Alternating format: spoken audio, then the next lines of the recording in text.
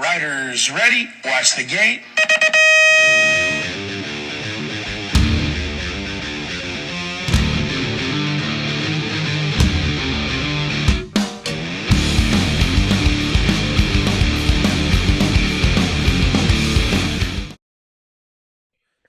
Well, our guest is waiting in the waiting room. He's already signed on, but EC hasn't. Well, gonna have to wait a little bit. Yeah. What's our standard number? 7 Yeah. seems to be right. Oh, little golden goose. I was a little tired, man. I had fallen asleep for a second. That's my wake up. Gotta wake up. I took a nap today. Did you? That's where I'm at in my life, man. I took a nap. Yeah, man. I took a nap. Sierra and I got a little nappy nap. I slept for about 45 minutes. It was great. Sounds wonderful. Then I got up and polished my stem. I think that's what the kids are. I think that's what the kids are calling it anyway. Yeah, man. I got a tough neck, an old tough neck. It's tough neck, all right. Yeah, I got an old tough neck, all right. You had a tough neck. rough day at work. Anyway, yeah, I was sanding it down and getting ready to put it on a frame so I can mount some bars to it. Check it out. Which one? I see it behind you. Yeah, I switched it up a little bit. It's a blue CW. Oh, it's a seat. You can't tell what it is. Is it a? No, it's a pro. It's just a expert frame or what? Yeah, it's a ZX Pro. Okay. So I switched the jersey so I could put it next to it, and then I'll talk about that. I'm going to talk about that tonight. Is that a free agent frame next to the free agent jersey? Yes, I'm going to talk about that tonight. Oh, I didn't know you had a free agent frame. I didn't. That's what I'm going to tell you about tonight. Jesus Christ. How many all you do is get bikes. It's amazing. Yeah, it's they're coming out of the woodwork. I'm so excited about my newest one. The 76 Mongoose. Oh yeah, you told me about that. My first race bike. Yeah, that is pretty cool. Yeah. That is pretty cool. Now to build it exactly the way I had it in 1976 or 76, yeah, or 77. I think it was in 77 was when I got it. Well, that's the whole thing. It should take you time, right? I mean, that's part of it. It should take you a long time. Yeah. Yeah. So I've got, I'm minus a few parts, like yours to get it back exactly the way you had it or the way you want it. Oh yeah. Yep. 707. Let's see where he's at. It's kind of a crazy. I mean, that bike was very close to being almost exactly the same. Yours, I would say. Yeah. I have it pretty close. Tires? No, they're repops because but still, but the repop tires is what you had. Yeah. And then the grips aren't right. Because they were Galindo grips originally. And that would be a tough find. Yeah. And I think probably just the neck is a little different because this one's a TNT. And I don't think I had a TNT at that time. I don't think so. Hey, I gotta tell you, while we're waiting, let me tell Slavik we're waiting on EC.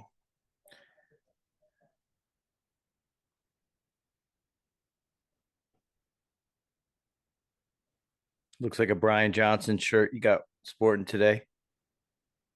Yo. Hey. Yo. What do you got there today? What's the snack food? I got some almonds, dude. Lightly. Oh. Yep. It's good for you. Lightly salted. That is good for you. Like my nut. Ah. And what are you washing that down with? Look at him. Almonds and water. He's on a cleanse. This guy, he is totally. He's on a cleanse. The lasagna's on its way, bro. Oh, Oh, you were getting ready for Dirty Fest with yeah. He's getting against yeah, Terry. Against Terry. He's Yeah. training. Terry, He's on the dude. cleanse, getting ready, baby. I'm following. Hey, I'm following the process, bro. Is that the process? It's my process. JV, what's your process? JV and I are on the same process. I did go. Yeah, we are on the process today. You. I I'm did tra- go for I'm a training bike for ride fro- today. You did. Yeah, Yeah. short one. I'm training for Frogtown for my bar. You are. You're training too. See, it's all in the game. No. Oh man. Hey, JV, EC. Yeah. This is gonna be. I have a feeling this is gonna be a fun one. Oh, it's always fun. Oh yeah. Yeah, well, you got that right. It's always fun. Oh. Well, this is gonna be a good one. Can't wait. Let's bring our boy in here. Dude, cowboy? Yeah. The cowboy. How about the cowboy? Yeah. Dude, I can't wait to. There's a story I want to tell about him. Oh man, I'm sure. Cowboy, dude. Oh my God. What's going on, E? Oh my. Hollywood? Hear him. What's up, brother? I hear him. We can't Cowboy? see you yet. Put that camera on. Oh, it's on, isn't it? Better be. Let's see here. He's just sitting in the dark. That's all.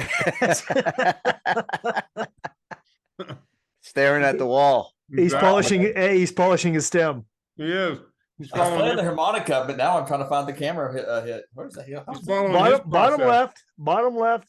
Start Oh, video. there it is. Yes, I see it. Hey. There he is. Hey. That's right. Damn it. I was like, This man, I guy's hope my camera's not on. I'm sitting here playing the harmonica, and I'm like, oh. But This guy's looking good, man. James, good saw- seeing you. Brother. We had a good time down there in San Antonio, man. I'm glad. you Down said in it. Texas. Yep. I saw. I don't know when the last time you saw Todd. I mean, I saw him last summer. Oh, it was so damn hot over at that Texas, the Yeah, Texas vintage race. We hung out for a little bit, but yeah, that was a good time.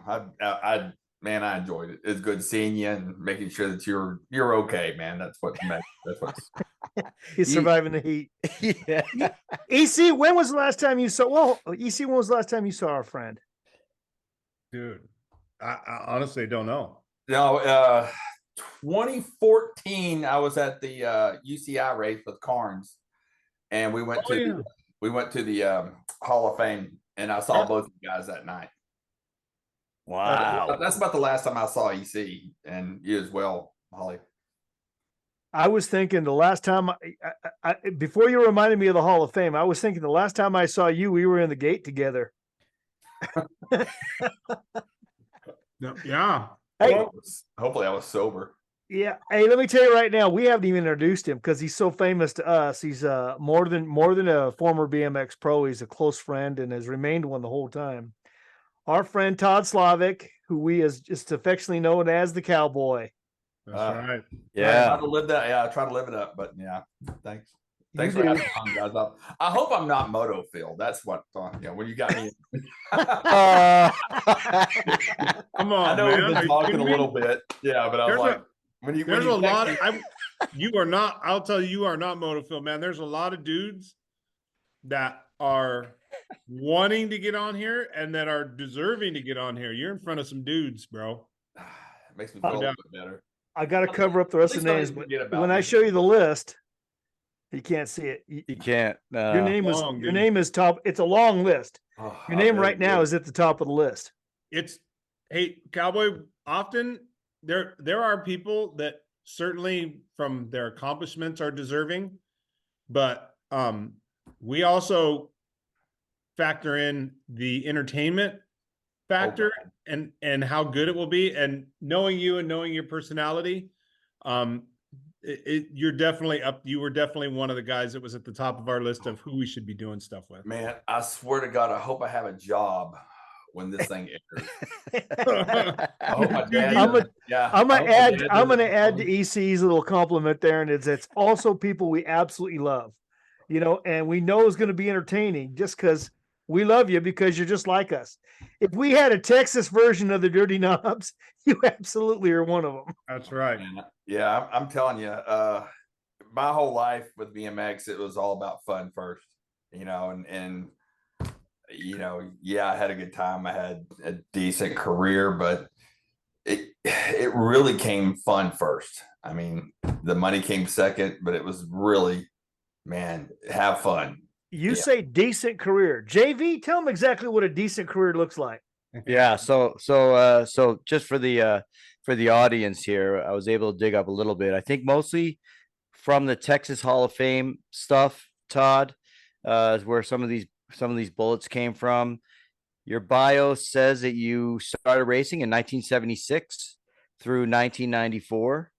Yes, in terms of sponsors, of course, like all of us, we started with mom and dad.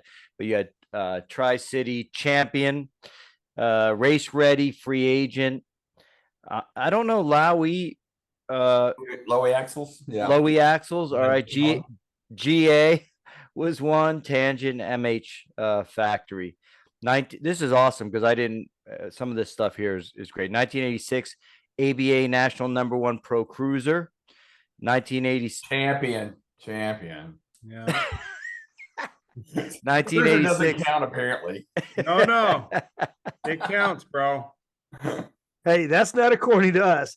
That is according to Eddie King. That's true. That's just true. some of us, some people on here agree with that. Exactly. Because he couldn't touch the pedals.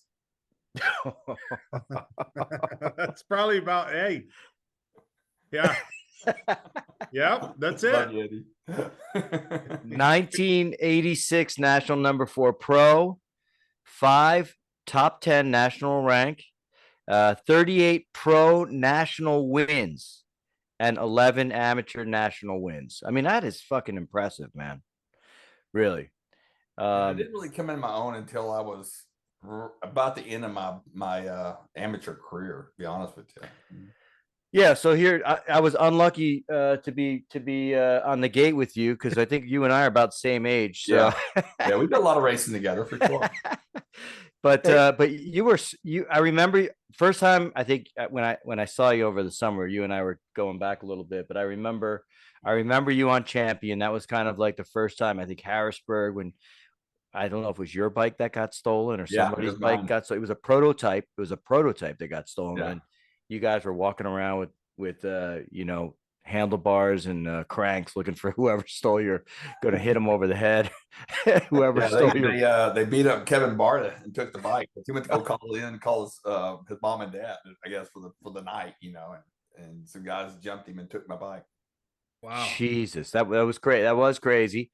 Yeah, so I remember you on Champion, but damn, you were fast on Free Agent, and then and as an amateur, and then I remember, and this is just me, I remember when you turned pro, and I was happy about that. You were fast right away, and that, which is not an easy transition, for everyone to come over from amateur right into pro and kind of like make a stake in the ground. Yeah, I was pretty blessed, man. I mean, with Champion, we had a plan, but with Champion kind of folding quickly, plans changed. So, that was, kind of had to, me and my dad sat down and, kind of pulled the numbers out and says, okay, we don't make, $2,000 before the end of the year, don't let me turn AA before we hit to the grands. I think we might have a shot to, maybe pick up something for next year. And, luckily Chuck Jackson with Race Ready helped me out until, I kind of was able to get transferred over to Free Agent, which that was a weird transition. Well, yeah. Hey, let's back up. What happened to Champion? Yeah, because I thought it was a great team that, they had a big presence at the Grands. And the Bartas were great people. And a lot of riders. A lot of good riders. Yeah, Mackie, of course. Mackie. Wow. Dude, I don't know what happened to him, because I know you like Mackie. We all love Mackie. Yeah. I mean, dude, we all love Mackie. And me and Jim, man, he was another one that, we and him got along great. You know, he was just this weird California dude that I'm from Texas, man. I'm from a small town. You know, I didn't see colored hair. I didn't see, you know, I didn't see that stuff, you know, growing up. So, you know, I just thought that, you know, here's this younger kid just didn't give an F what he looked like. No, and was always, hey man, dude, what's up, Yeah. man, dude? Whoa. The UB40. I mean, that was, Yeah. I mean, Mackie, man. we're listening to UB40 before UB40 even knew that they were around. But no, kind of in a nutshell, with Champion was, we had a sponsorship with Beatrice Foods, and the guy that put that deal together didn't really have the authority to put that deal together. And so Champion spent, as you know, we had John Pyant and Andy Zerzal, and even Donnie Atherton, you know, kind of all, you know, Greg Turnage was with us there for a while, but you know, he kind of left, and then we got, I think Andy came next, and then Donnie and Pyant were about the same time, and we were going to have two pros. And then when I decided to turn pro, I was going to race single A, and then when I turned double A, I would be the next double A, and then they would decide who they were going to keep, if they were going to keep Pyant or Donnie, or maybe get rid of you if you suck. Yeah, exactly. You know, but I had a really good, man. I owe a lot to Art and Melba. I mean, I left racing for about two and a half years, played football and all that stuff, and came back in '83. And I mean, by the end of '83, I was already on their little, you know, their team. And you know, I got introduced to them, and they sent me to one of the races and stuff. And me and Kevin got along real well. And so they kind of invited me to come out to California and hang out for the summer. And you know, that was a deal, you know, just a change, because here I was able to race 11 times a day. I mean, 11 times a week. Yeah. Just putting in the hours, the motos and stuff like that, you know. And I'd go over to Lancaster and race, you know, Gary Laurent, and that's how me and Gary, you know, met. And so at that time, man, we were just riding these shitty bikes. I mean, they were just boat anchors. They were horrible. They were, you know, God, you know. But in Cruiser, it was a big enough bike where I could actually ride, and I was doing really good in Cruiser. I mean, I was kind of shining, and I was making my mains in Cruiser, but 20 inches just impossible on that bike. So we started building a little bit larger bike, and about into '94, and that. Wait, let's talk about that for a second. Wasn't that Champion bike that you were racing really was like a throwback to the '70s? Yeah. Oh God. It was the same '70s frame with it was the same geometry. Short front end and laid back seat post. Yeah, it was like riding a Pistol Pete CW. It was horrible. Yeah, but with a short front end. Yeah. Yeah. Yeah. I was looking at one the other day, and I saw a Champion, and I was thinking, man, that doesn't look any different from the one from the 1982. Looks exactly like the 1977. Except for a square back or whatever. That was it. Yeah, it was the same frame. Oh, I thought, God, my, how did Slavik go so fast on that bike? That was crazy. But that was another thing is I would sit there and play around with so many different things on that bike to try to make it work. You know, we put longer stems, and you know, I'd have you know, we put a hutch or you know, the longest stem that you could possibly find on that, and everybody was, you know, it was just impossible to make it work. But you know, I was also finding a way to shorten the rear end, and you know, I would run bullseye hubs where I could actually drop up into the front or the next hole into the fork and drop the bike down. And I got, you know, just like testing motorcycles, I was kind of testing each of the bikes and stuff like that. And I had some other ideas, and then I think the thing was I got on Robbie Walton's bike, and he would never ride one, but he would ride a hutch with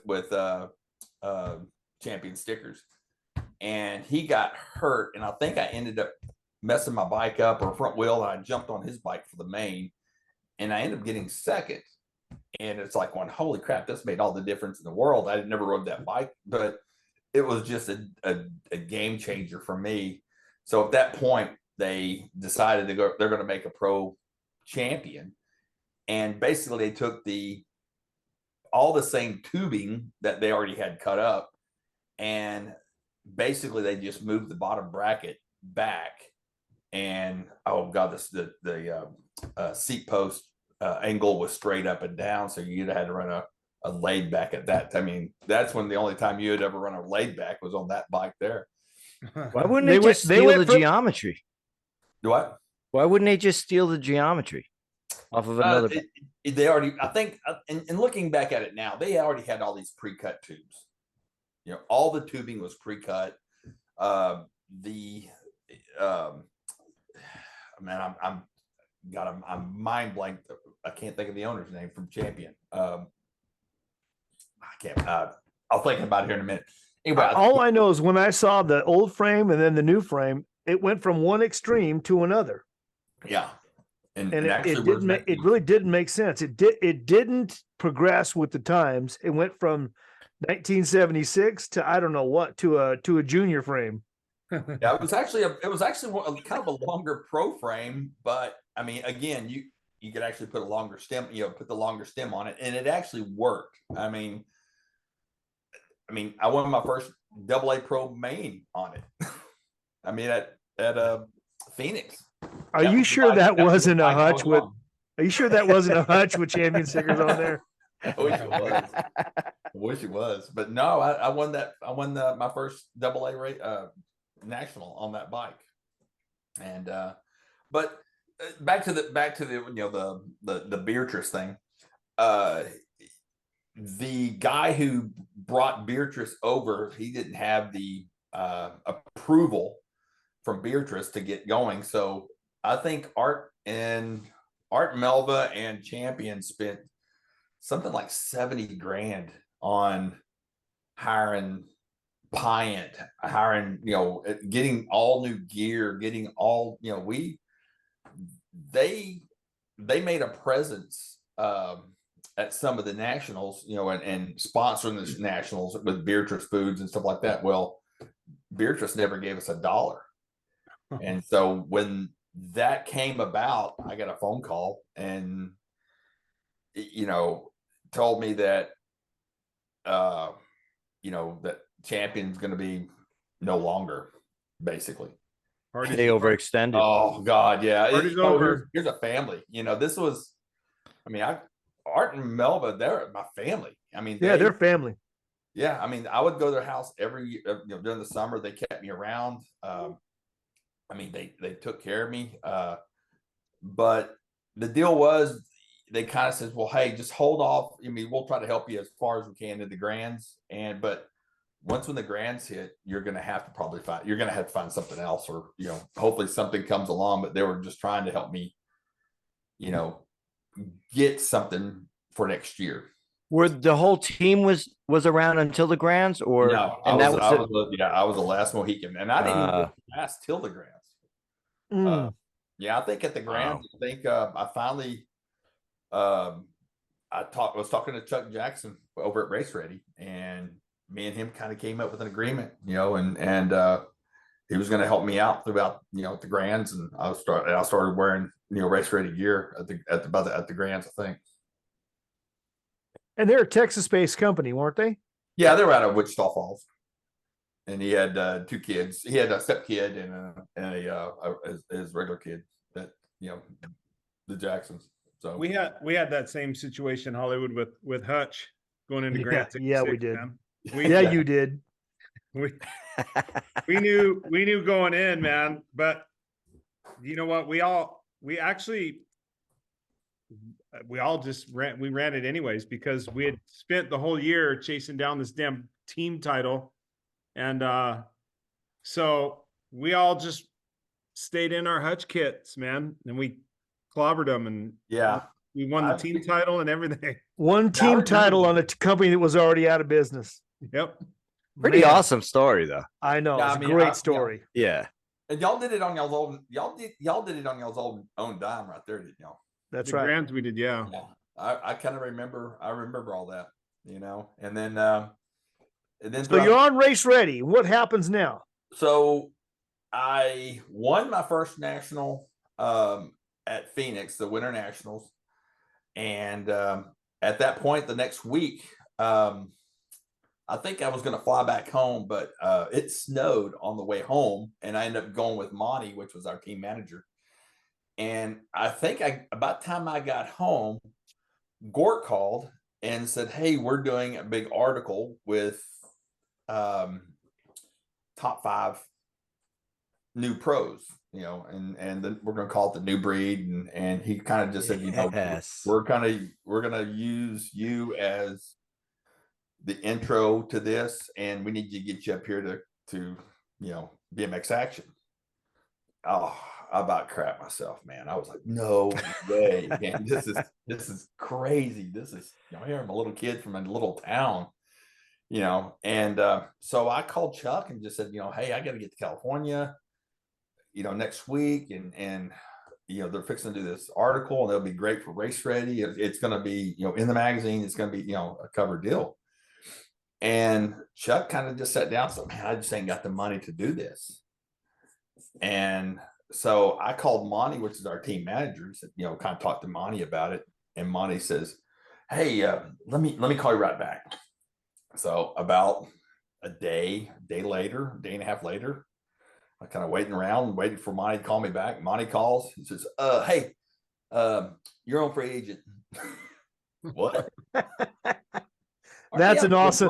That is an awesome team manager. That's an awesome team manager. He goes, oh, I didn't have no say in it. I mean, it's like I got traded, Yeah. You can just shit and get out, But I didn't know what to think, because again, when you think of free agent from my my look, it was no different than Race Ready. It was a garage, I hate to say a garage type team, but that's the way a lot of us felt about it. It was such small time that it wasn't GT, it wasn't Hutch, it wasn't SC or CW, or EC will tell you exactly what it was, because his mama she used to sticker the frames on Miss Yvonne's table. Yeah. Oh, we literally. all did. We Oh, yeah. all did. Hey, That was our job when we got down. So it had to be weird too, right, Cowboy? Because I remember champion and free agent. When I was on free agent, I was 14 and 15, and we were rivals. We were team trophy rivals. but we also, I mean, if we were at a national, we also almost parked next to each other. I mean, our tents are right next to each other. Yeah, I'm not in a GT Diamondback way. No, No, I think it was. I think you guys were lowest of the totem pole. the way I remember it was that it was free agent and champion and going against the big dogs. Right. Yeah. We would, and there was a lot of us who were sort of rooting for you, because you want to see those teams and you want to see those riders get better and better. And it wasn't just a couple of times that either free agent or champion would beat the big dogs. Yeah. But man, that was a game changer really for me, was for Monty to step out and call Yvonne, and Monty just says, hey, Yvonne's going to call you tomorrow. And sure enough, Yvonne calls, introduces herself, and I've never met the lady. I knew who she was, and she's like, okay, I'm sending you out a frame. We've already got your gear. By the time you get here, we'll have all your what size do you wear? What size helmet? Give me all your dimensions. And by the time we fly you up here for, I think it was an NBL race or something. I really can't remember. I remember it was she sent me this bike, and I mean, it was smaller than what I was used to. And I called Monty and I was like, man, I can't ride this bike. It's horrible. I mean, it's just too small. And okay, let me call you right back. So Vaughn calls and says, hey, I heard you can't ride my bike. Monty, you know. Man, I like Monty's style. God, man, he would just throw me underneath the bus. And she's Yvonne like, was direct too, though. I'm gonna send you another one. So she sent me the oldest pro frame that they had, which was kind of a long rear end, kind of a short front end. She sent that to me, and at least I could get out of the gate and at least do something with. And so I was still struggling on it. And she just said, you know, I told her, I said, I can't ride this one either. We've got to do something. And she's like, okay, why don't we go back home, and when you come back up here in 2 weeks, I'll fly you up the week early, and you come hang out with Brad, and we'll just tell him what you want, and we'll build it at the house.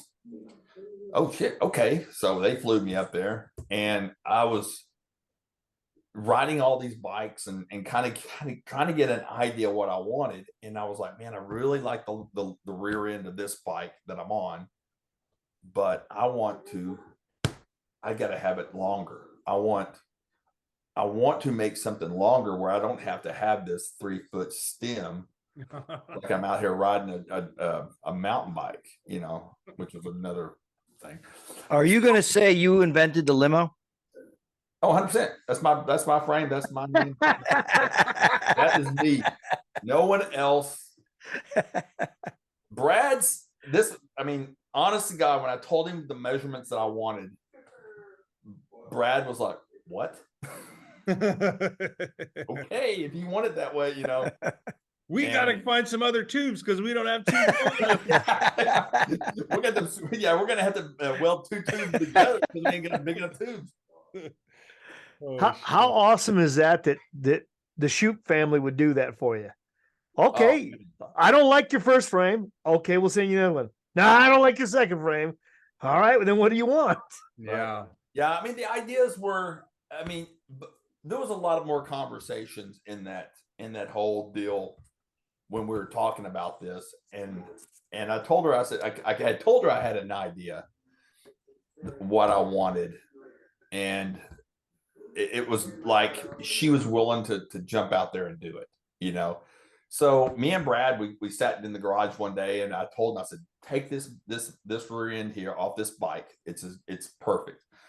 And, you know, add this, I want, you know, and we didn't go, I did not think of anything like 21 and a half inch top tube.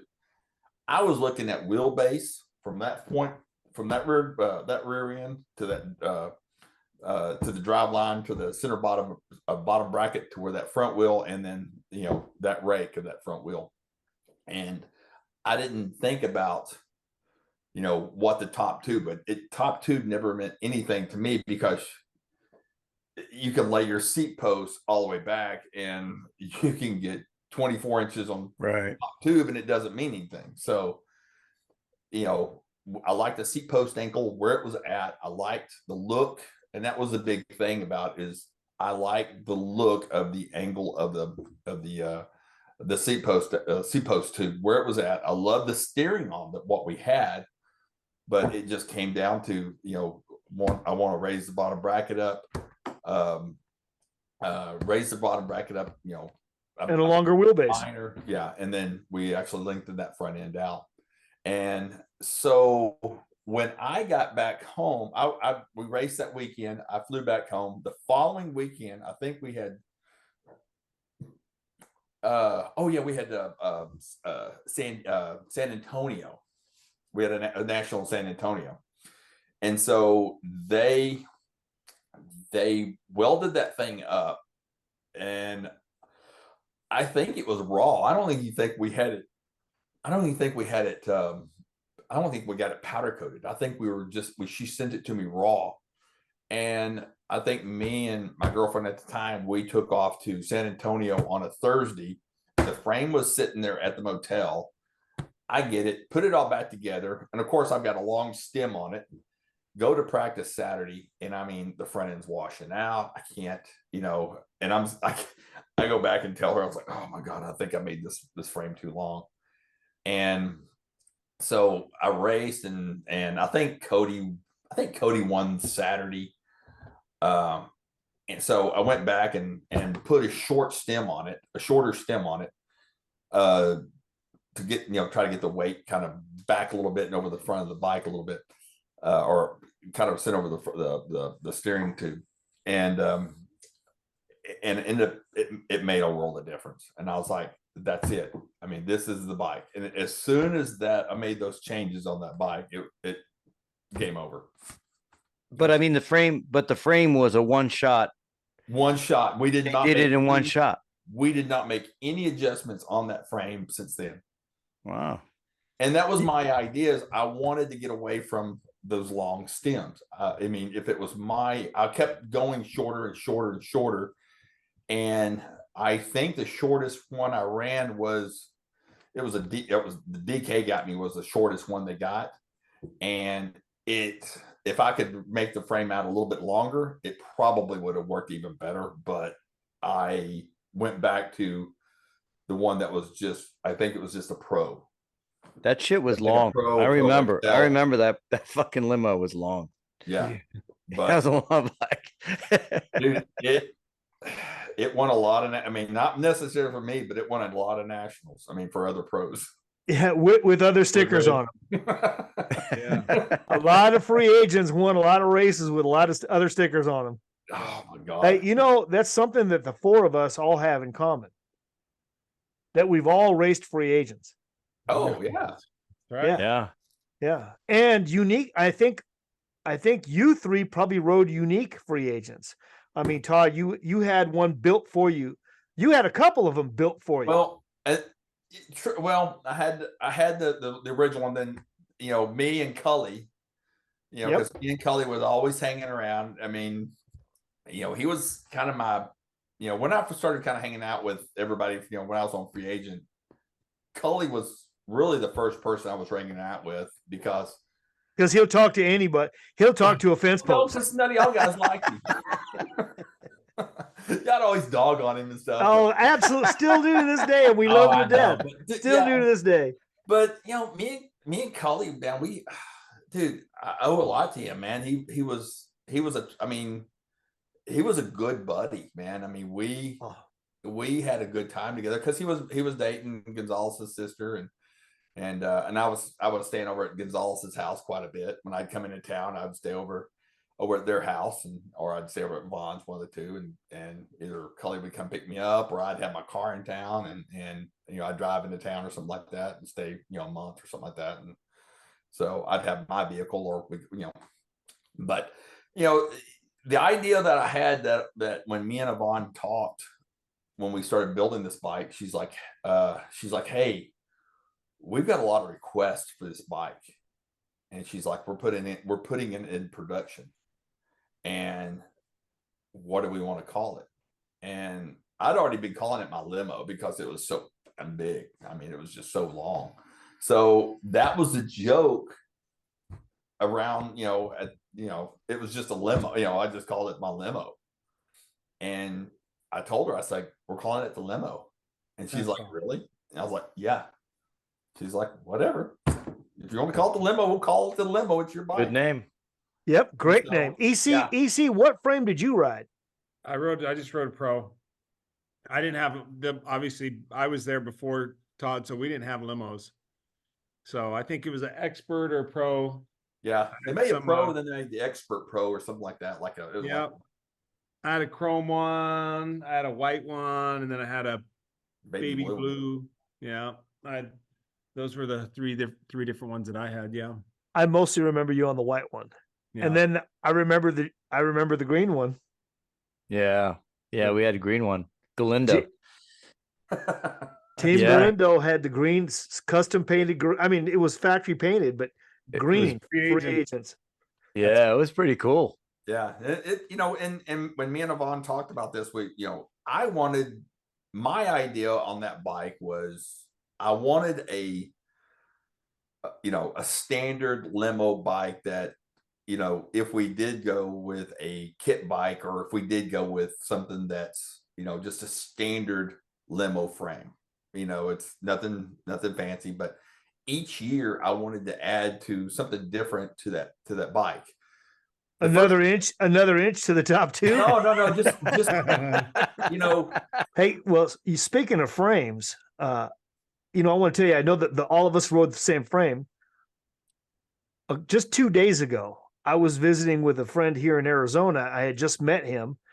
He's going to build a starting gate for my practice track. He's a welder, and he said, "Hey, yeah, you know what? Somebody donated a bike. Somebody donated a bike to the track, and I got it. And I wanted to, if you guys want it for your track, I'll give it to you." And I said, "Yeah, sure." He goes, "It's a free agent." And I said, "What?" And he goes, "Yeah, it's a free agent. I don't know where it came from, but it's a pro size frame. You guys should probably, you could have it." So I went to his house, and I'll be danged if it isn't a free agent with Vision Streetwear stickers, exactly where I put Vision Streetwear stickers.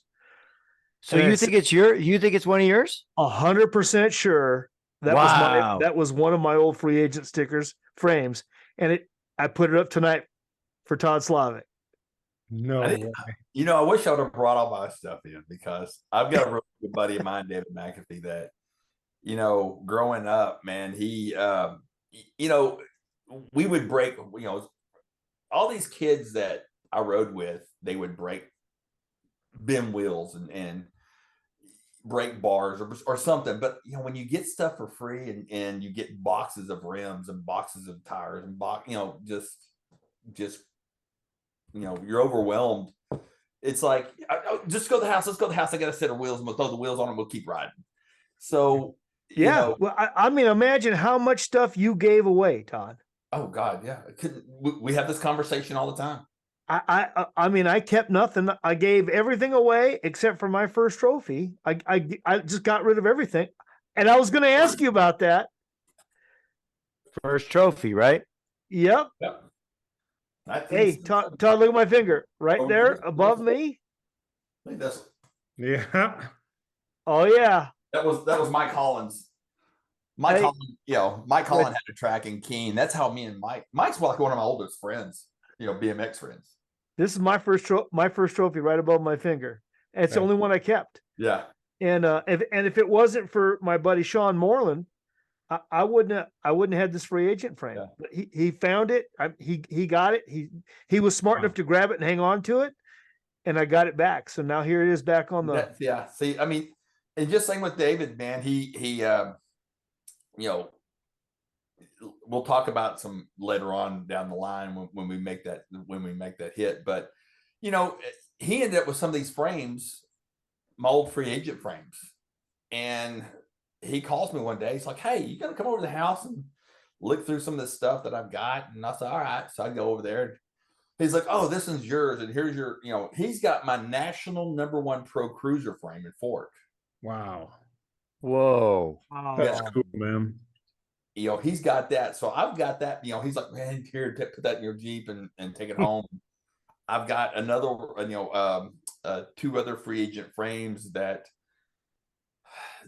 the dropouts were disassembled when, I had other ideas and stuff like that. So we kind of robbed Peter to build another Paul and stuff like that. So what did you have in Texas though? You had one of your bikes in Texas that I saw in Texas. That was a Slavic design. That was, this was after, I'd left free agent, but yeah, we were going to build another bike. We was going to build a bike, and kind of figured out that, man, that takes a lot of money to do.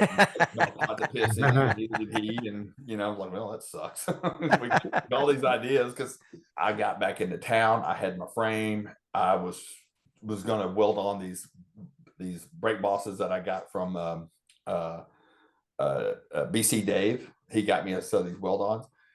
And so, which is another dude, man. Right. Another guy we have to give shit. I mean, just something else we have in common. Like, you've got to give homage, Yeah. to that guy.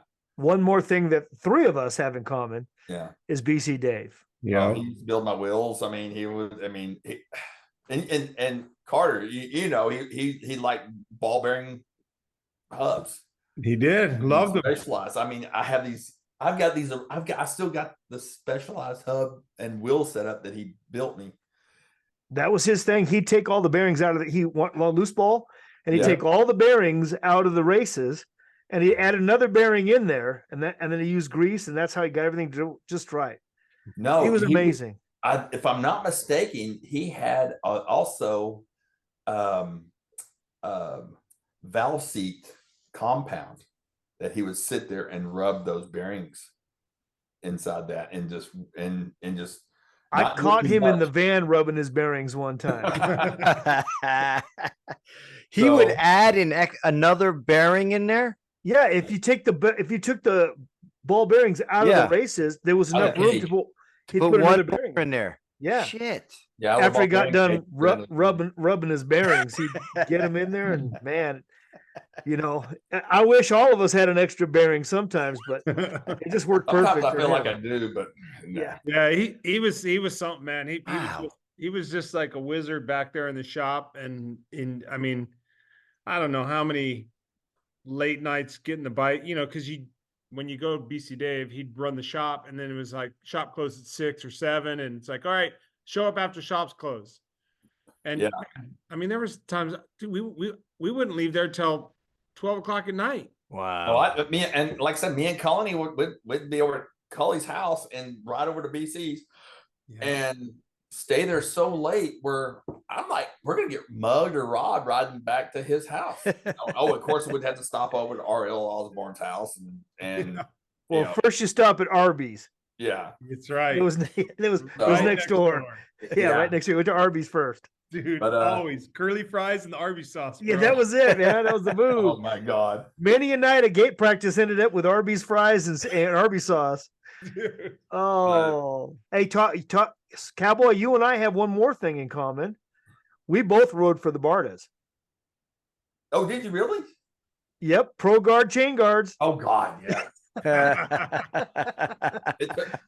It takes one chain derailment to say those things are junk. Man, it only takes it coming off and going into your chain out of the last turn in Chandler to happen one moto and never again. That's it. But you yeah, what? we'd always have Great those family. pictures. Oh my God, great family. Hey, Cowboy, you said something about getting injured, man. What's the story on your knee there, bro? You said an ACL? Yeah, in '86 at the USA BMX Grand Nationals. I mean, my home track, no one beats me there. No one ever has. No one ever will. Type deal. I just hyperextended my knee over one of the long tabletops that I just normally just pedal all the way over, and my foot just flipped off the pedal and caught it, and that was it for the day. And that's why I missed Elsinore. I missed the last race of Elsinore. I missed it, but luckily I had enough points going into the grands where it was basically if the way that we kind of figured it out, that if I won, Gary got second, Ronnie got third, and Pete got fourth, I'd end up with the national number one title. I mean, that's the way it would have came out, but unfortunately it flipped and ended up fourth. It just That's crazy, man. You were in the hunt, man. Yeah. And you did that. Your home track was Cowtown, right? Yeah, that's Cowtown. Dude, that track was Spot bananas, on. man. Yeah. Like, it was smooth. I mean, back when, it was just, because you had that wheel roller, right? You had that big wheel roller machine that they would smooth that track out with, right? yeah. And then he had Antonio, which he was a Spanish guy that worked for him for his Porter on that track, construction right? And he would be out there just raking and knocking off all the little dirts. It was, God, It was dude, guys. I mean, I don't know if you raced that track, Hollywood. No, once. I never did. No. Porter Gibbons was the team manager. The track manager, the track owner of that. Right. And to this day, me and Porter still, he's friends with all of us. He still announces at the new Cowtown, which was the old Green Goat that Chris Udaly and DeWitt Udaly started. Who were And the locals at that track, Todd? do I? Who, I could who tell were you the one. locals? Oh, Can I man, tell you John, one? 'Cause John Hamilton, That's what I was gonna say. Dailies, Mike Moore, man, Stiber. I mean, the list goes just crazy on and on. Dude, I tell you what, man. I stayed at Hamilton's one time, and we went there to that track. Dude, that cat knew how to get around that track, bro. Like nobody's business. He Yeah. was fast as shit at that track. Speed jumping. You guys called it the Widowmaker, right? Yeah. Out of that big bull turn, he'd speed jump that thing. I was like, what in the hell are you doing, dude?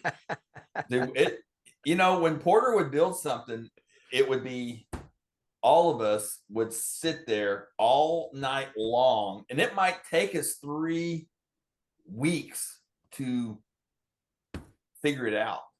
But we would figure how to speed jump or get our friend in up over it. Yeah. And most of the times I would be the first person that does it. It could be John. It could, it just,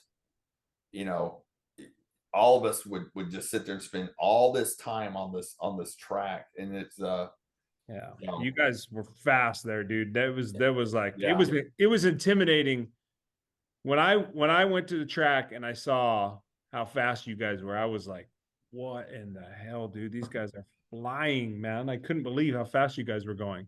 Yeah. I mean, I could blow the gate and still have everybody beat in the second corner. I mean, You guys carried so much speed, man. That was the thing that always blew me away. Like there was like that weird double into the second corner. Yeah, I had a tabletop into the second corner. Yeah, man. And that thing was pretty kicky, right? So you had to Right. you had to really line it up outside to get that good line Yeah. all the way so you get down the back street It fast. kind of had that it was smaller in the front, but it started just kind of going out. So if you weren't really comfortable getting over the inside, you'd have to go farther out to the outside. Yeah, man, that track, I loved that track, dude. But it was intimidating. The locals were fast locals that track, dude. There was no joking I'm not around. going to disagree with you. When people would come by, it would, if you got a bad gate, you just feel like they're hanging you up, and it's just you can't get going. And then you're back in the back of the pack. But The 3 things I remember about Cowtown, and JV, you back me up on this one. The 3 things I remember the most was nobody ever beat the Cowboy out of the gate there. He had that gate down. Yeah. They had a phenomenal snack bar with barbecue. that was you dailies. Yep. Oh, man. And I'll tell you this, hard pressed for me to think of a track that had prettier track moms. Man, they're pretty track moms in Texas. Dude, I'm not going to say anything because you better not, because we're both happily married. You better not say a thing. Yeah, there's a bunch of friends that I still that their moms are pretty hot.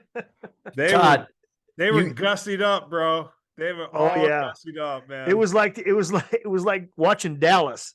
It's funny because you still had your little cliques. You had the turn 1 crew, and then you had but don't name any names because I have to edit it if you do. Todd, Texas had some awesome riders. I mean, I wouldn't say had. I mean, they have awesome riders. In your opinion, who probably is the best rider that came out of Texas? Besides yourself, can't say yourself. Yeah. That's a great question. That's a great question, JV. It's really hard because are you talking about 80s, 90s, just all the way across the board? I mean, right. You've got 3. Hold on. EC, who do you think? Don't let us think. I think that's curious as to think who we first. You've got Kyle. Yeah. So there's 3 right there that, man, I would probably say, other than Don Jolie, he was our early on.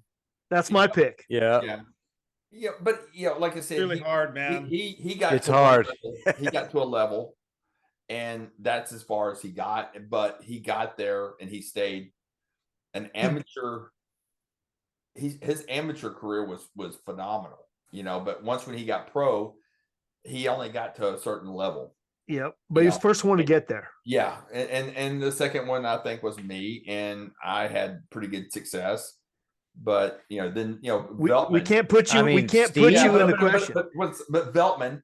But that Steve, was yeah, how do another- you? I mean, that's another level right there. And then when Purse, Purse was always, Dude, it's he was always fast, but he just never raced ABA, so no one knew about him, throughout Texas because he was always at NBL races. And then Kyle was just this punk kid that growing up, he was he barely weighed three pounds, soaking wet. His mom would call me, and I mean, Yeah. like those three, Veltman, Purse, and Kyle are like, to me, they're a notch up because of how much they accomplished. I mean, like Purse won when he turned, dude, he was a good amateur, and he, like you said, he raced a bunch of NBL stuff, but he wasn't a great amateur. But dude, that guy won a lot of pro races, man. Like I think he won probably the most. he went, yeah. Is he still the most? I Does he still think- have the most wins? Because I don't know. I don't keep up. 300.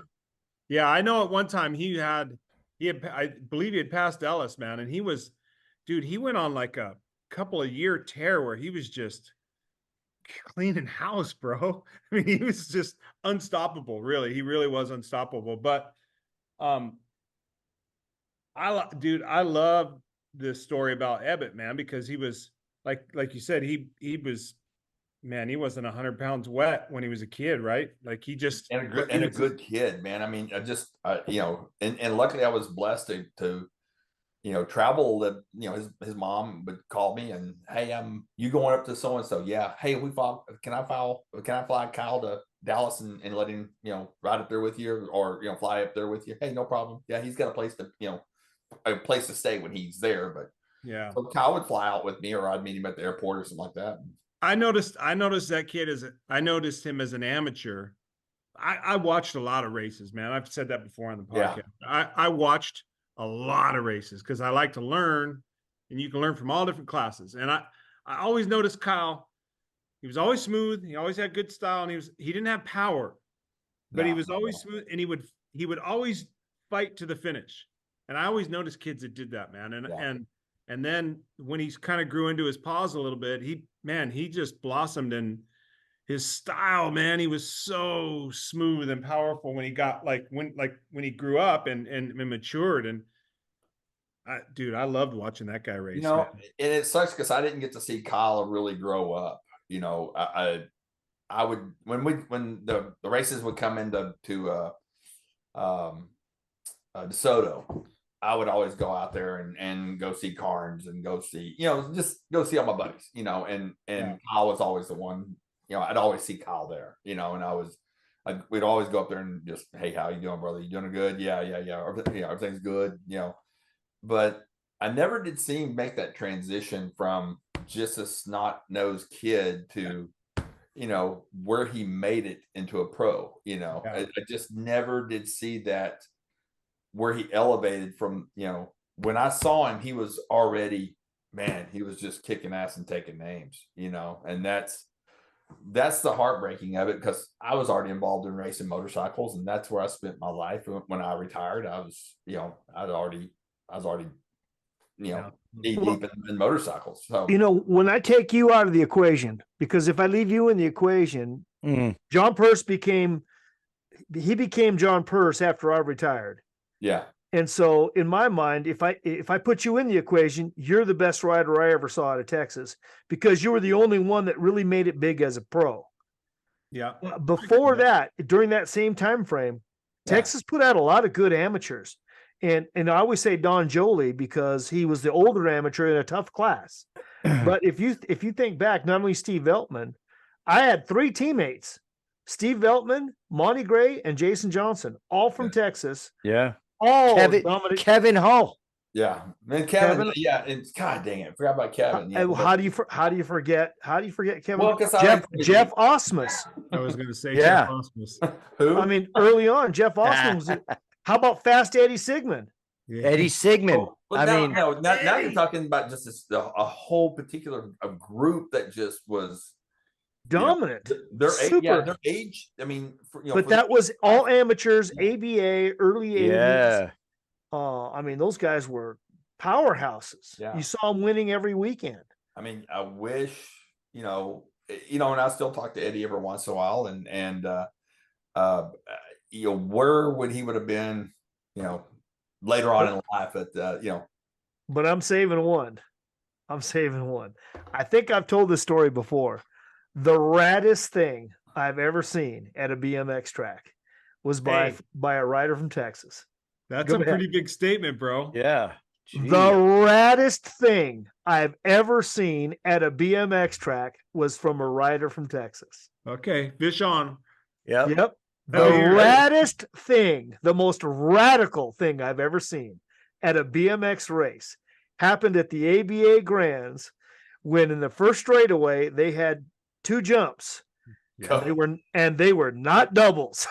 Cody. Cody Smart. They were not doubles. You went down this giant wooden hill with It was the wooden hill that was straight up, right? The straight down starting it. with a horrible 1984. transition. Yep, bang, bang. And then they had a steep, 3-foot jump. And then I don't know how many feet it was way out there. Then another one, steep pointed jump. And so it was meant to, you pull up and speed jump. You got like 4 or 5 pedals and you pulled up and speed jumped again. And I don't know whose idea it was, but all I know is that the hat got passed. Cody Smart's going to jump him. Cody Smart's going to jump him. And we were all like, there's no way. He's going to break his neck. He's going to break his frame. He's going to break his neck. He's going to break everything. But the baseball cap got passed around down the first straightaway and people just put money in there. And, I remember we would just, you got to the finish line or you waited up on the hill and nobody cared about their moto after that. They just wanted to see if he was going to jump them. Yeah. And I'll be damned if he didn't jump him. And I mean, he had 1 foot off in the air. He was, because he pulled up with every little bit of strength he had. He just yanked up but he jumped him. Landed with 1 foot off, squirreled out, but saved it. And it was like, that was the most radical thing I've ever seen at a BMX track. I remember that. That was, Gosh. that's crazy. Okay. And still racing and still going fast. Yep. And one of our Texas Hall of Fame board members. As he should be. Oh yeah, the guy's golden. I mean, we all grew up with Cody, and it was fun that me and him grew. Me and him had the same started kind of our careers together, and he's just a sweetheart of a guy. He never causes any issues, never, not a dirty rider, doesn't take anybody, he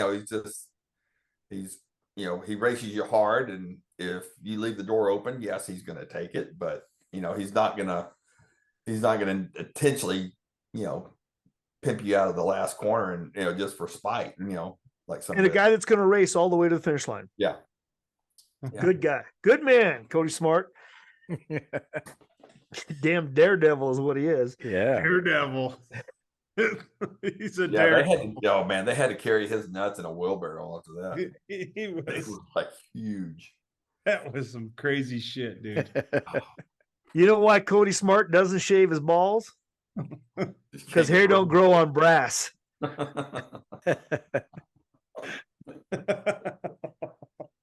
Now, I got another story. We cannot let this podcast end without hearing this story. Tell me, and I've heard the story a couple different ways. Oh, shit. But tell me about how you left free agent. Well. Oh. That's all we needed. There are stories that I've heard in the sport. Hold on. There's stories I've heard in the sport, but this one is a doozy. And every pro has wanted to have this conversation the way I understand it. So now you tell me, how did you leave free agent? With my tail between my legs, to be honest with you. But when I tell you everything's about fun for me. When I got on free agent, Yvonne made this a family, a family team. Meaning when we went to races, it was a family. I mean, she took us on a road trip and it was an education when we went. I mean, we would go to a sightsee. We would go to, when we go to Vancouver, we would be on our way back. We were hitting all the sites. We were hitting every place as an education. Just because we were on away from school, she was still making it educational for. It's awesome. It's true. It's true too, man. It's awesome. Yeah. Don Croupy, you'll never hear me. Same thing. You'll never hear me talk bad about that lady. I owe her everything. I've left messages. I've let her know that, I'm sorry, but she was by far an awesome lady. I mean, she truly cared. You'll never, ever hear me say one negative thing about that lady. I mean, I think we all agree that Yvonne Shoup was a very special lady. That treated all of her riders, myself included, all of her riders like family members. Yeah. It was a special thing to be in their pits. Exactly. And it's one of those things that this is not my proudest moment. And it's kind of one of those things that you have to always be aware of your surroundings. You have to be yourself. You have to, sometimes you just got to do, you don't need to always fit in with other people. And that's my biggest thing. But now we talked about Yvonne, what a wonderful lady she is. She's awesome. But she wasn't really the team manager, if you will. Yeah, we had another team manager, and I'm not going to mention any names, and y'all know who's going to be. But and again, I don't like talking about other people's fathers. You don't need to name any names. Yeah. And like I said, I'll edit it in. It's okay. You gonna edit this in then? Oh yeah, man, I love the guy. But we've all had our experiences too. Yeah. So you go ahead. Yeah, and your team manager. Yeah. And we went south with each other, and it was over a race when I came back, and I was in my first race back from, and this is the way I remember it, but my first race back from being injured, I made the main. I was excited. I got, I think 7th or 8th or 7th or something like that. But man, I was stoked because I've only been on my bike for like 2.5 weeks, maybe 2.5 weeks after major knee injury. Yeah, after I got finished, because I was still in crutches at the Grands, and so my first race back was at Phoenix, at Chandler. Yeah, traditionally the first national of the year. Yeah, and it was actually at Chandler track. Yeah, and so I was just livid that I made the main. And, we had some words and kind of explained to him that, you can't put a pro on team sheet. So don't put, a pro on team sheet when there's 8 pros that could actually physically win that day, and, I kind of said some words that I shouldn't have said. And I left for California pissed off. And it, from that point on, it was never the same. It was not. All right. Now give me the real version, because I'll tell you the way I heard it. You tell me. The way I heard it was, you were on the team sheet and you got 7th after coming off a knee surgery, and it was and happy to get 7th. Oh God, I was happy to make the main. And I'm telling you, I'm impressed. You made the main right after coming to knee surgery. Yeah. You came back into the tent and you were like, yeah, man, I got 7th, made the main. Yeah. And your team manager said, you were on the team sheet. You should have done this. And you could have pedaled harder and you could have done. And the way I heard it was, you said, you think you can do a better job? And you zoomed your bike at him and you said, you go out there and do it. I was like, get your fat ass on there and do it. Yeah. All right. Now tell me your version of the story one more time. That's what I'm talking about. So That's the kind of podcast story we want. So listen, oh my God. So, this went on. I mean, so when we would fly out to a national, it was just, I'm getting to the airport just dreading really to be around the whole atmosphere because one, it's turned into, I guess a business, really more of a business that hey, we have to perform, we have to do this, and the fun portion, and you got Kenny May that, oh Lord, he's not. Kenny was not good for me at all. Me and Kenny were friends. Don't get me wrong. I mean, we're best of friends, and we did a lot of stupid crap together. Not a lot of that crap, but That's Mayday. Yeah. But it's just it just wasn't. It just how much crap or how much crap could you tear up and get away with, and that's just not me. So I think one race we were at, and I was with Kenny and a couple other guys that I'm not going to mention any names, but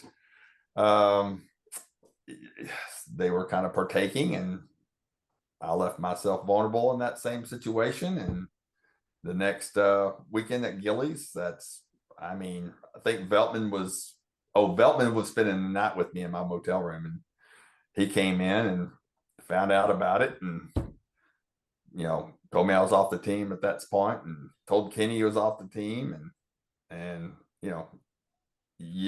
that Kenny stayed on the team, so there was my out.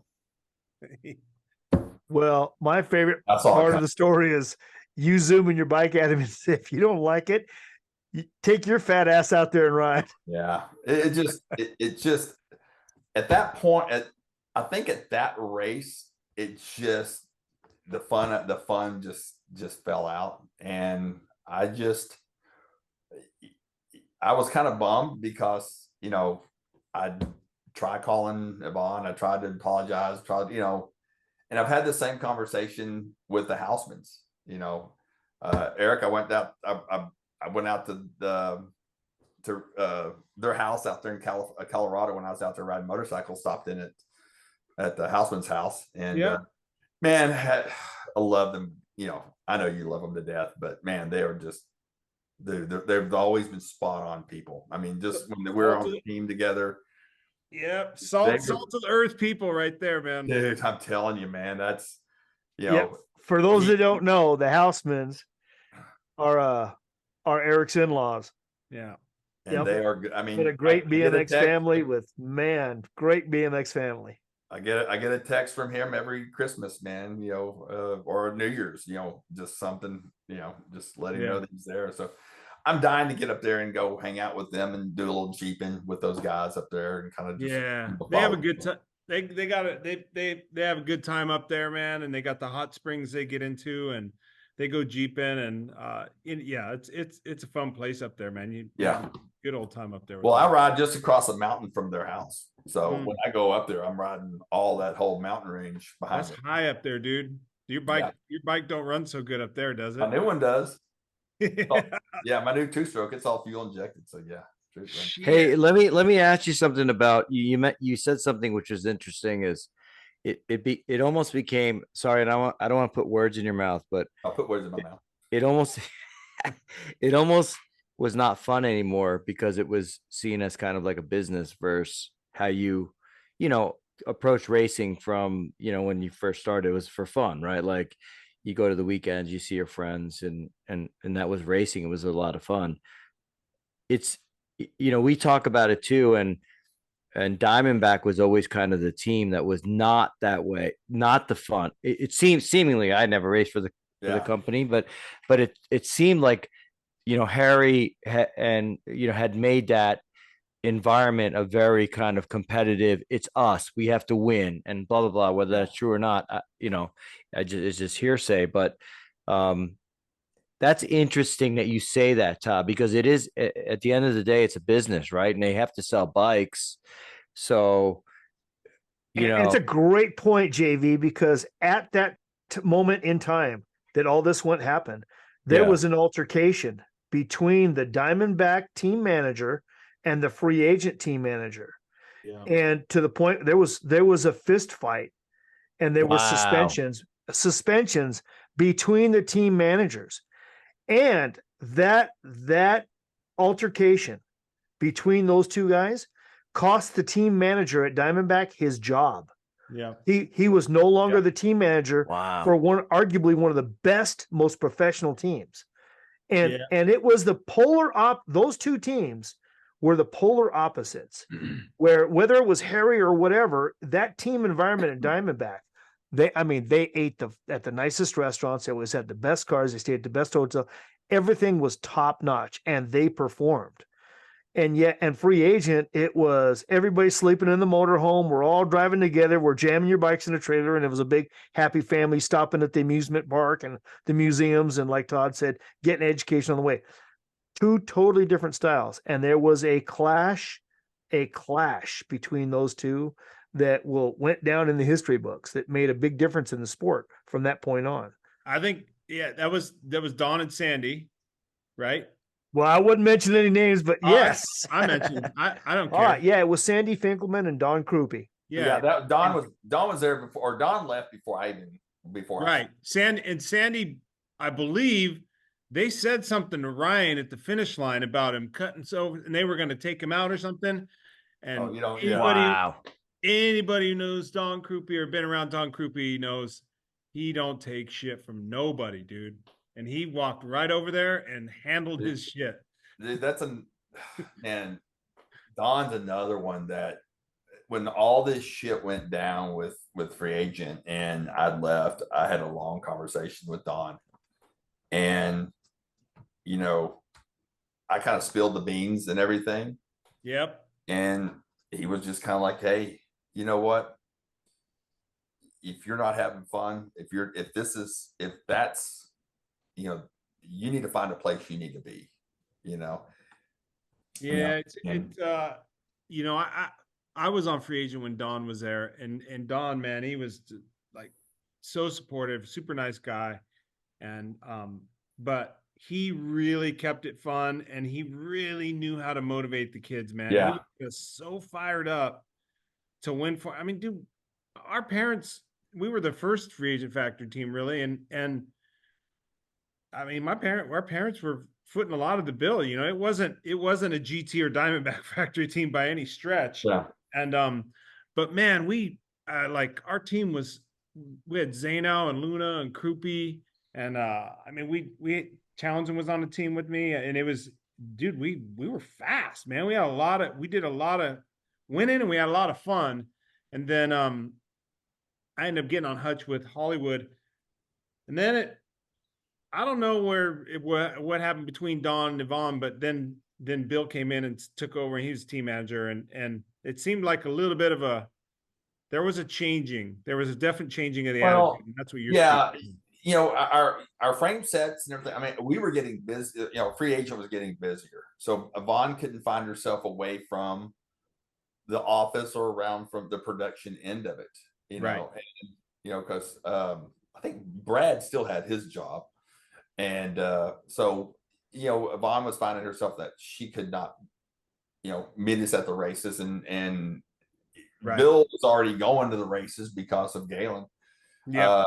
So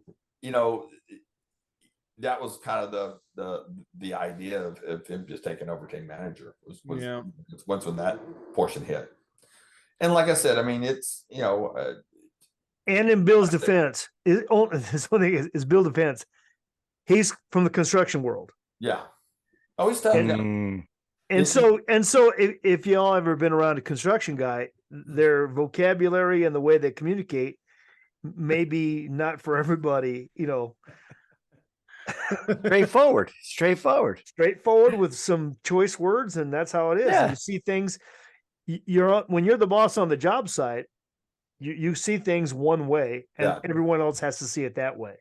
There isn't room for discussions or opinions, and that's just the way it is. And that doesn't work well, in my opinion. That doesn't always work well in a BMX team environment.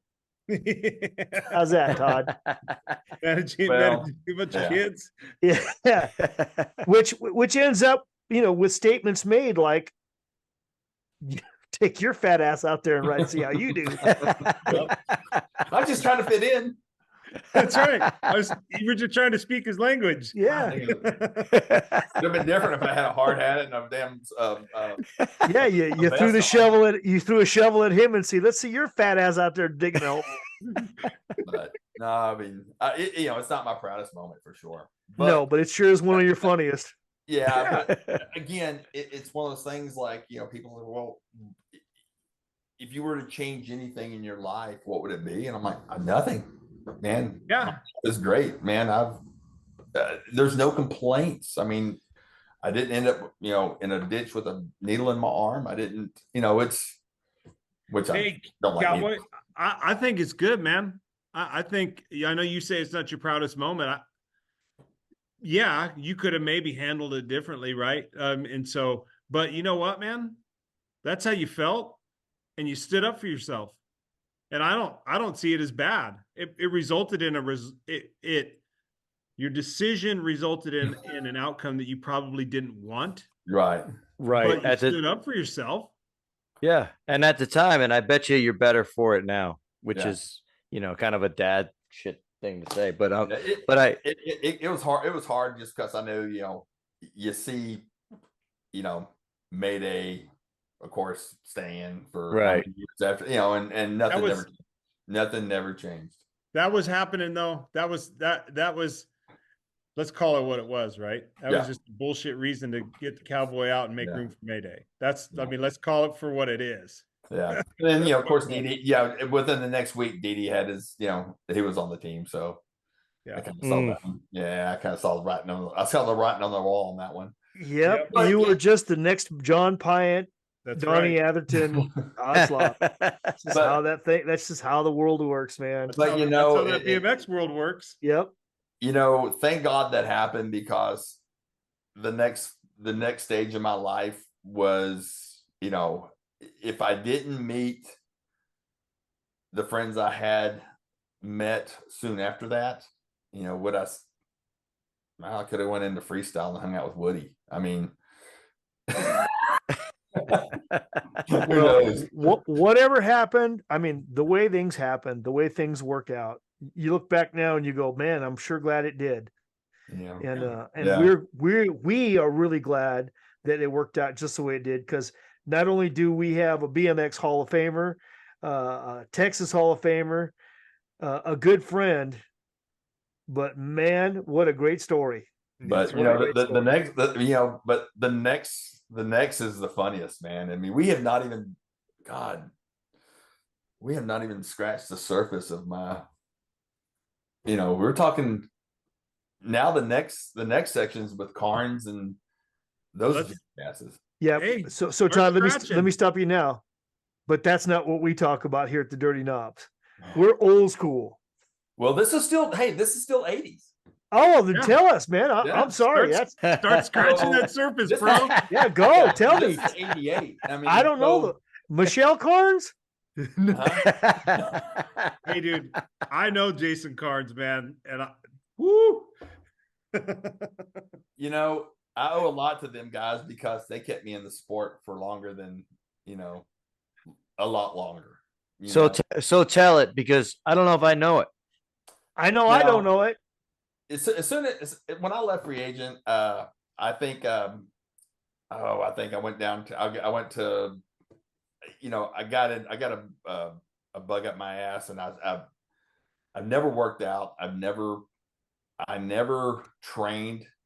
I kind of just relied on skills, I guess, And you sure had a whole truckload of that, man. Well, but also when you're at the races every weekend, that's your training. For me, I mean, I'd ride all week long, and you go the races, and that was your sprint practice. But it's just you just got stronger by each week and each week. But when you're not hitting the races, and now you're kind of stuck on your own dime, it's harder to get to the races. So,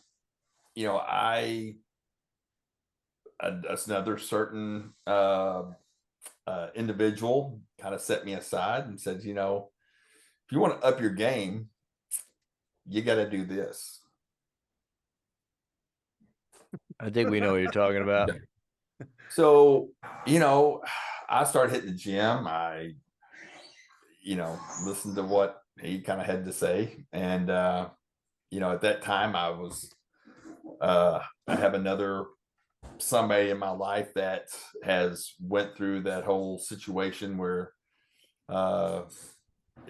he was having troubles with, performing enhancing. So I very quickly put an axe to that, and it never panned out to anything. It's one of those stupid one, again, not my proudest moment, but when you do it once and that's it, it's a learning experience. So I started hitting the weights. I started really working out. In '88, I was probably the best shape that I probably have ever been in. I was ripped. I mean, I had the Sammy Hagar hair. I had the lats, I had the chest, I had the legs. I mean, it just, I worked hard I was in the gym every day. I was running. I was, doing sprints. I was doing what I was supposed to be doing. And it was really paying off. I mean, I ended up doubling at, Colorado, and, just had this, my yellow free agent, and Haro sent me gear, and I think I was wearing the gear, and did awesome, and got kind of expecting, okay, somebody's going to help me. And I get to another race and do great, just awesome. And somebody's going to help me. And it just never came about. And so this little team called the Texas Chain Gang, they called or saw me at races and says, hey, if we got you a, uniform, would you ride for our team? We'll pay for your entries. And I'm a whore. I'm like, yeah. How much your entry fees? I told them, oh, well, maybe we can pay for half. So, so they got me gear and stuff like that. And this is the time that I met Jason Carnes and Jamie Lynch and Nathan Smith and Rodriguez and oh God, all these Sadowski. Sadowski lived with Brian Roost for a little while. Roost. Yeah, Rooster. And so these guys were just they made BMX fun again for me. I mean, it's just they're still me and Carnes, we're still thick as thieves. I mean, he's still one of my real good buddies that, I'd still go downhill riding, downhill mountain biking with him, and we'll meet up, we'll do mountain biking, we'll do, he comes into town, we hang out, just he's a selfish dude, but I owe him a lot of things. So man, the shenanigans that we just used to get into, we'd go riding, and we had this little group at the Meadowbrook Trails, and we would sit and thank God we didn't have cameras, because we would be, but we would go into the local Goodwill, buy a purse, and then somebody would take a dump in a purse and put a dollar bill, and then we'd set the that's awesome. purse on the corner, and here's 10 BMX guys on the opposite side of the sitting there watching somebody grab that purse.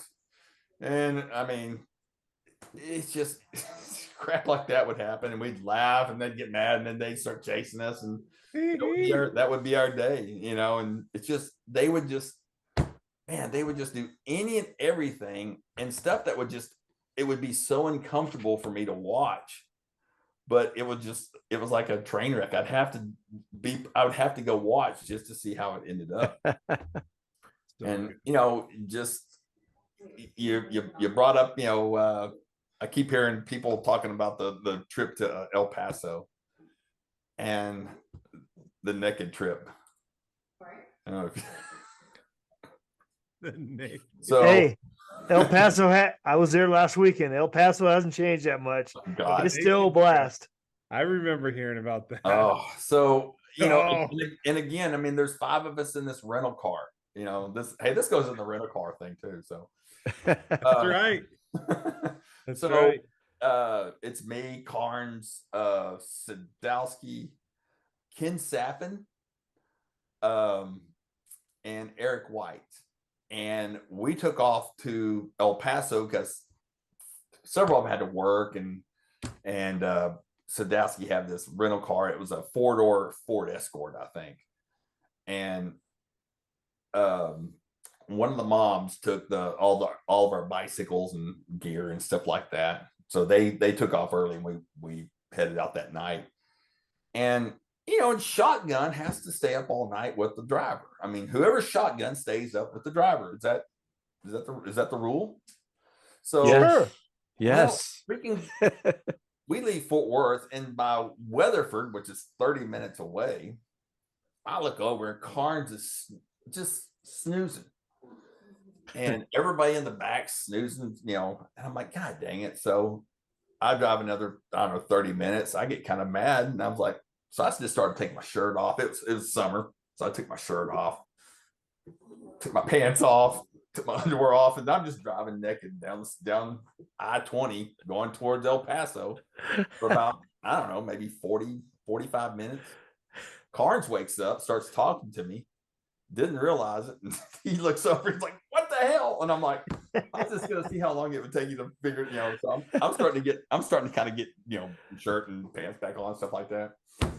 And thank goodness you weren't in an accident. Oh God, there'd be some explaining to go on right there. Let's see who's going to be up next, and so Carnes got naked, and we're just driving. I mean, another hour down the road, and I think Sadowski wakes up next, and we're driving another hour before he even notices we're naked. And finally, he's like, "Oh, what the hell are y'all doing naked?" And sure enough, he gets naked, and we're like, okay, let's see who's going to be the last person that wakes up with a butt full of with a naked guys in a car.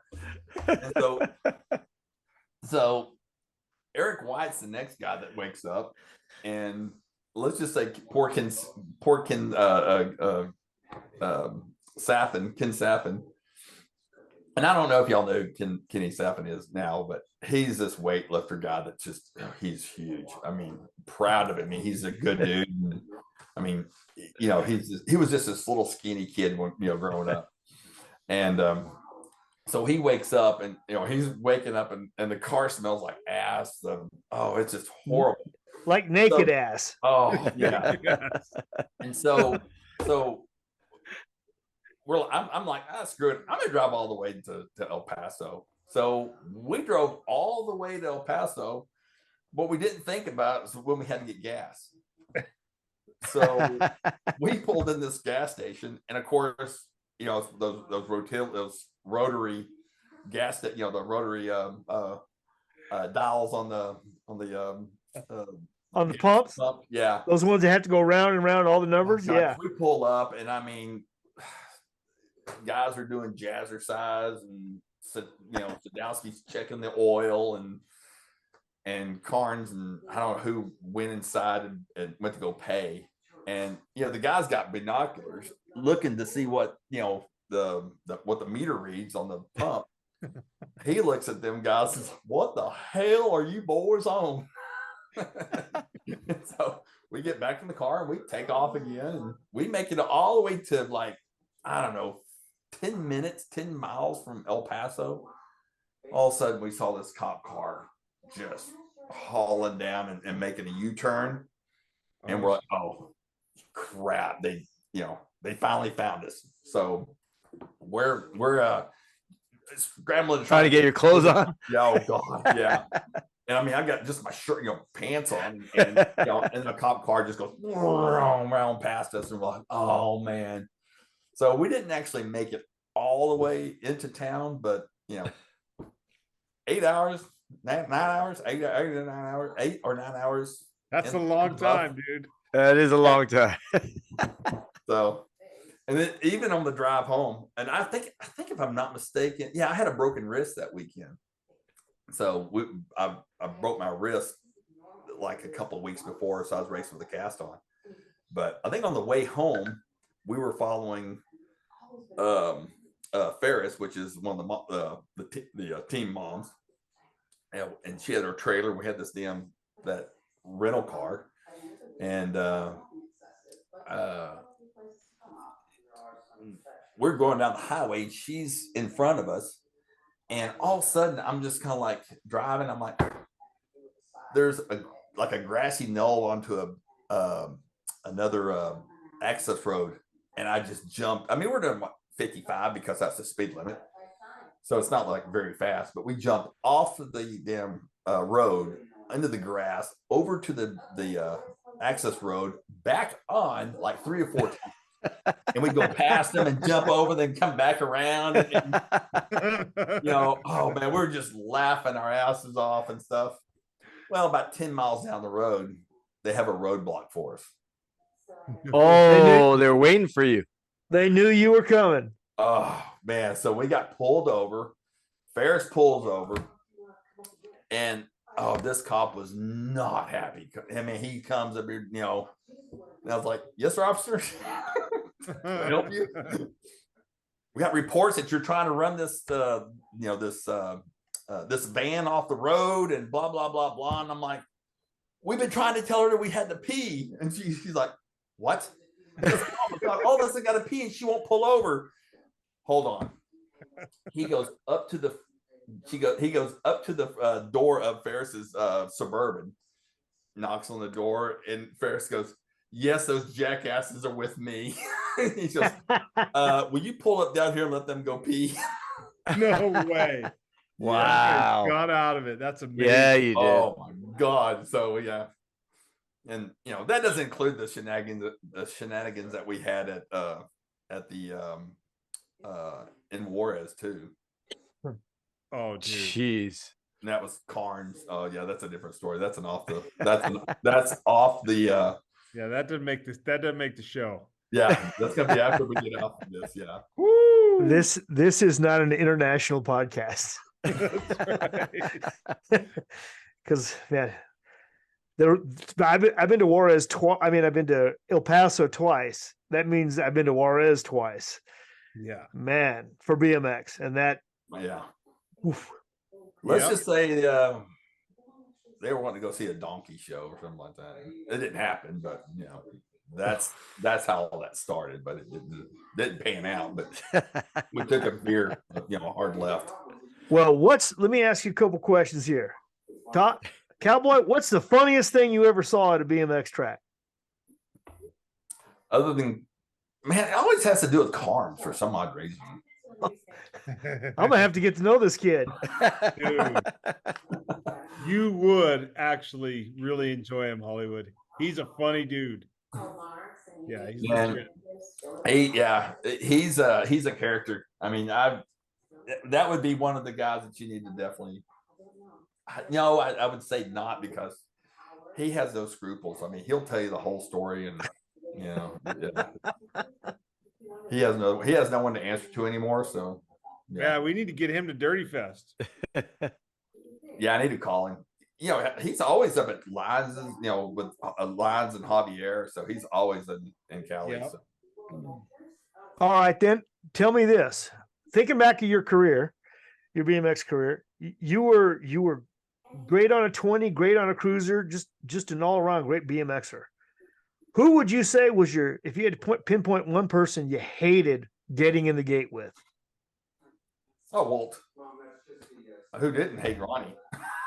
Well, why? Yeah, I get you. I get it. It's a popular answer, but tell us why.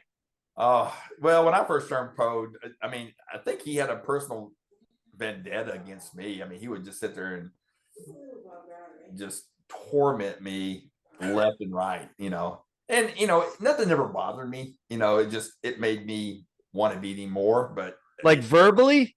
huh? Like verbally? Oh, no. He would just sit there and just do the quiet, just even worse. I remember seeing a pro payout at I think the Gold Cup Championship there in Vegas, and I had a pretty damn good weekend. I mean, enough to interrupt his whole weekend. So I'm sitting at pro payout. I'm just waiting for Clayton to start throwing those Benjis at me, and I swear to God, for 15, 20 minutes, Ronnie is on one knee, one chin, looking. I mean, 3 feet from me, looking straight up on his knee, one knee, and stayed in character for 15, 20 minutes. That's pretty awesome, though. Stayed in that. That might be the best description I've heard. Stayed in character. Stayed in character. And the races are already over. Stayed we're in character. Payout. I mean, we're waiting for Clayton, to open up the window and start handing out funds. That's amazing. And all of us that try to get there first. So we're sitting, I'm sitting probably third in line. And I think Ellis is like, what the hell did you do to him or something? I mean, somebody was just, it's just crazy. But, Ronnie's another one, man. I mean, I owe Ronnie probably a lot because he kind of made me change who I actually, wanted to be, who, the type of racing again, I didn't never train. I never did really do anything different, but, I interrupted his life enough where he moved to Fort Worth just to see how I trained and what I was doing different. And then when he got there, all he found out that all we did was go ride and jump and get chases and that whatever we did. But that was your training program. Yeah. So I mean, it kind of he just couldn't. He thought we were doing gate starts and sprints and this and that 24/7. Really wasn't. Well, it certainly paid off in your riding. It paid off in your results. I mean, you were a heck of a rider. I mean, a phenomenal rider with great style and always fast at the races, and seemed to me always consistent. You're always in the mains, but more importantly, Cowboy, you're always great to be around. You're always good to be around. Thanks, man. Like I said, man, if I wasn't having fun, it's, my dad always said, if you're not having fun, let's go find something to do. And, later on in my career, that's kind of what happened is man, it just, BMX took a dive down there at the kind of the mid 90s, kind of late 90s, early 90s to mid 90s. It kind of took a dive and just hard to make a living. And, it just time for a change. I agree. Like Hollywood was saying, speaking about your style and stuff, man, you always seem to be making stuff happen on the track. There would be, like you'd have pack could be going, and if there was an off-camber corner, and everybody'd be kind of like stacking up on the inside, and dude, sometimes it'd pay off, sometimes you'd fail miserably, but man, you were not going to follow dudes around the inside of the off-camber turn. You were going to do everything you could to rip around the outside and get a couple of those guys. You'd be skating with your foot, doing all kinds of crazy shit with your body, but you were jumping into corners and making shit happen. Always exciting. Well, me, you, Mikey, I think it's evident that we never followed anybody. We always tried to, take different lines. You can't pass somebody for behind them, right. We're following them. So I just loved watching it. I always loved watching because it was a lot of times, man, your passing wasn't just the traditional where you were going to set somebody up high-low. You jump into the corner inside on a Lone Star turn, and that most people couldn't make the turn by going outside. You jump inside, land in the flat. And I agree. I agree exactly what you're saying, EC. I loved watching that. I was just like, what is this cat Yeah. doing, dude? And he's making it work. Look at this guy, man. It was crazy to watch. I always loved to watch it. It was all, you always knew some shit was gonna happen. And that's why you always got the crowd cheer. Like whenever you see any of these old school videos and they announce like and the gate, and when they always come to your name, man, you'd always get the biggest cheers because you were always I know that's I love that. I mean, that's I never did miss that. The only thing I hated is when they called my name last. Like, oh, that's that was nerve wracking. That's a lot of pressure on a person. So, Well, no pressure here, man. Just glad to have you on as a guest on the Dirty Knobs podcast, Todd. It's funny that there's so much more that that I can tell y'all guys, but it's Listen, we'll look forward to having you at the Dirty Fest someday. I'm gonna work. Hey, I'm working my way out there. I'm gonna call Master and Rooster says he's already in, so he's gonna meet me out there. So you won't be disappointed, brother. You got to come, man. Yeah, you will. It is a good time, dude. I might have to find a box to sleep in, but I'll be fine. It is. Well, we'll find an old champion for you to ride. Exactly. The head tube out like that, and the seat tube like you got to this. have one. He's got to have one. Look, it's built and it's white. It's right there. It's race ready. Yeah, it is. That thing's race I ready. have one in the office. Bring it on by. I've got another bike. I guess I'm taking over to the Hall of Fame for Gort. So, well, buddy, can't wait to see you in person. But until then, this has been awesome, man. Loved having you as a guest. man, I love you guys, man. That's I'm blessed. I keep telling people all day long, whoever listens that, owe a lot to BMX. These friends, this sport, it shaped me. It made me who I am. Luckily I'm not a dick. I'm pretty passionate when it comes to my friends. I've got one person in my life that, I've lost sleep over, and what would I do if I talked to him? It's just, anybody else? No, there's no one else in my life that, I hold a grudge against, or, so it really, we fought, everybody fought with Ronnie, growing up. And Ronnie is still like, when you see him, it's a hug. And dude, if you can handle him for, 20, 30, 40 minutes for him, it's well worth it. But, it's always good to see him and stuff. And I missed him at the Grands. I missed Sean Texas at the Grands, and I was that was kind of bummed me out, because I didn't know Sean was actually at the Grands. And I was so bummed that I didn't get to see Texas, but I saw Ronnie from a distance, and I was like, okay, I'll see Ronnie here in a second. And then I didn't see him at all later on that day. So I was kind of bummed out that I didn't see him. I should have shot him a message. Well, we'll look forward to seeing you, my man. Yeah, but I'll see him when, we'll see him at Dirty Fest. Yeah. I think I'm planning on going. So you got to come. You got to come, man. So I'll get all the information here pretty soon. I like it. All right, Cowboy. Well, listen, thank you again for being a guest on the Dirty Knobs podcast. You are officially a dirty knob. Love you guys, man. Thanks. Yeah, I had a good time. Thanks for letting me share, some stories, and hopefully I'll make somebody laugh. And hey, EC, give your mom a big hug and a kiss. Man, yeah, I love her. Mo. She is, man. Every time I get a chance to tell her, hey, I do. I mean, she is just, She's doing good, man. I think I broke yours. Matter of fact, at the Grands, at the 87 Grands, I think we're at the pro party for the end of the year, and we're at the motel, and I think I broke your parents' rental car glass, front glass on their rental car. No, I think his mom still talks about that. I jumped, of course, probably alcohol was involved. I don't know. No, I jumped out. I think I mooned them, and I jumped out the window, and then Nice. it cracked the window, and I got shards of glass in my damn butthole. She Mama C, man, that's good stuff.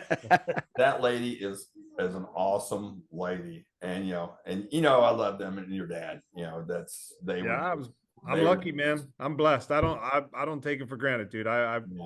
The longer I'm a parent, the more I appreciate my parents. Yeah, That's right. Yeah. yeah, and there's been so many parents that, man, I wish I could just go back, and we're losing them left and right. Yeah. But there's so many parents that have made a huge impression on a lot of us, just not because they're, we're friends with their kids, but man, they showed that they cared. They showed that, like I said, Don, I would sit there and just talk to Don, and he would just, he was harsh. Don't get me wrong. He didn't direct. Yeah, he did not sugarcoat it. Not at all. He did not sugarcoat it. No. It's like, you brought this on yourself, son. That's right. No excuses. No excuses. Yeah. But this is how you're gonna deal. This is how you need to deal with it. This is what you need to do. This is, you don't look back. Never look backwards. Always looking forward. Yeah. Hey man, that guy, I'll tell you, Don gave me 2 shots, dude. 2 shots. Once when I was a co-factory guy on free agent, and I won, and he told Yvonne I was on the factory team, despite her not wanting to put any more kids on the factory team. Don, he made that happen. Yeah. And that ripped through my BMX career, and that really set the stage. And then when I was racing mountain bikes, I lost all my sponsors, and I bought a van, and I needed a trailer, and he had heard about it. And hey man, come on over to Croupy Parts, dude. And he sold me this trailer for pennies on the dollar, dude. And he's like, I still believe in you. I know you ain't doing BMX anymore, but I still believe in you. I know you need this trailer. So we went racing, and that led to the extension of my mountain bike career, man. So yeah, I was honored, but it was one of the hardest things I had to do was to speak at his service, man. But I was so honored when Samantha and Ryan asked me to speak on his behalf. It meant a lot to me to be able to do that. Yeah, it was, like I said, it's amazing that, you look back and just see what the parents meant, and it might have not been a great deal, like the Housemans, they were just cool parents, cool kids, and that's reflected on how that whole team, it turned into a family, right? And it's just part of that. Well, we were special, or we were lucky to have been involved. All of us on here were very lucky to be involved in the sport at the time we were. From seeing the forums, there's some of that, but it's a lot different than it was when we were racing, and it was a special time, and we really got to experience that real family. I don't know, man. It was different, and I consider myself so lucky to have been racing and being involved at that level in the 80s, like we did, because those teams and those families and those relationships are, man, they mean the world. It was awesome. We're lucky. Oh, you get paddled by another parent if your kid or not. You just, ain't that the truth? They would rip your ass. A new one. Yeah. So, if you weren't, if you were acting up or whatever like that, you got my full permission. Yeah. Oh, yeah. Cowboy, thank you, man. It was awesome. It was a lot of fun, brother. Hey, y'all 3 take care, and hey, y'all doing a good job with this. This is, I enjoy every podcast y'all do, and it is a pleasure. It is beyond a pleasure that I'm part of this. There's no way we could do this without you, man. You've been on the list from the sport. You've been on the list since day one. Yeah, we talked once before, and it was under other different circumstances, but we got you now. All right, brother. Y'all be safe. Peace Cowboy, out. Too, man. We'll see you soon, man. See you, Cowboy. All right. See y'all in March, April, May? April 12th through the 14th. April. What's happening then? Tell me. April 12th through the 14th. I'll send you all the info. What's Dirty happening? Fest. Dirty The Dirty Fest. Fest, Oh, you Dirty dirty Fest. knob, Okay. you. I was trying to lead y'all in there. Fine. I like it. Y'all want to redo that one? See you later. Thanks, Bart. All right, brother. See you soon, man. Oh, yeah. Still taking care of his sponsors. Gotta take care of Mike there. All right. Hey, this is John Cruz. No, we're not having an earthquake. I have Parkinson's. What do you think of that, Michael? We ought to pitch in and get you a gimbal. That would be nice. But seriously, this is John Cruz, and I obviously have something going on, and I was diagnosed with Parkinson's 20 years ago this year, actually. So I've chosen the Davis Finney Foundation over the years to be my voice for Parkinson's. If you're not familiar with the Davis Finney Foundation, Davis Finney is one of the winningest cyclists in American history. He's the roadie, if you guys remember those roadies out there, all that Lycra and stuff. But he is just a great man. When he was diagnosed with Parkinson's, he decided to make a difference in people's lives. And his choice was to start a foundation. And that foundation obviously wishes for a cure for Parkinson's, because there is no cure at this time. But they recognize that you have to live with Parkinson's, and your caregivers are having to live and take care of us. And the Davis Finney Foundation, that's what they do, is they only look for a cure, but they look for ways to enhance the quality of life for Parkinson's sufferers and their caregivers. So I appreciate all of you supporting the Davis Finney Foundation. It certainly means a lot to me. I know we all have something, right? So I think it's important to give back to our communities, whether it's BMX or a foundation that's close to your heart. If you don't have one, please choose mine. I appreciate you. Well, thank you, John Cruz. You certainly have made a difference in a lot of lives, including mine, and giving us the opportunity to do something good for somebody else is fantastic. So thank you. Thank you so much. And on behalf of John Cruz, please find a way to give something to the Davis Finney Foundation on behalf of John Cruz, the Dirty Knobs, and your entire BMX family. Thank you very much.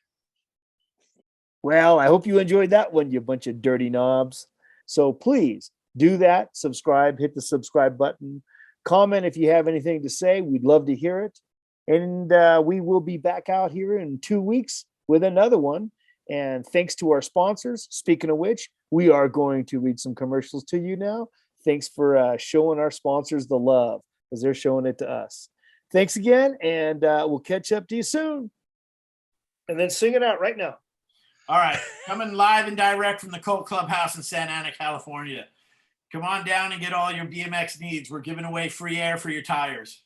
That's all I got, brother. That's great. That's great. All right, now. It's perfect. Perfect. Kinda, designed for your journey. On the road, on the trail, or on the racetrack, you can count on Kinda quality. Our tires are engineered for performance and value across a wide range of interest and applications. See why Kinda is the right choice. It's your move. Imagine how bikes can lead to a healthier, more connected world. Bikes set us apart, free to explore and move and experience our relationships with people and places like nothing else can. At Ceres, we don't just imagine a more bikeable world, we're all in, making it happen. SR Sun Tour shares your passion of cycling. We are committed to giving you the highest level of service in the industry, along with products that hopefully will exceed your expectations. Serving riders is the cornerstone of our business, and we pride ourselves in doing it. Hopefully. Hopefully. Velocity Bike Park is the premier bike park for riders in Southern California, with 25 miles of world-class trails, obstacles, flow track, and races for mountain biking, gravel, and BMX. Ultramax, when you get home from the races, do you feel dirty? I mean, is your bike dirty? Really dirty? I know you're dirty. Well, that's when you need the Ultramax sponge, guaranteed to get all your hard to reach places clean. I know, because Hollywood is always dirty. Not available where reading glasses and bobbleheads are sold, but you can still get an Ultramax t-shirt at dirtyknobs.com. Hi everybody, Toby Henderson, founder of Box, co-founder of American BMX Companies, the owner of Race Inc., Botima, and Cook Brothers Racing.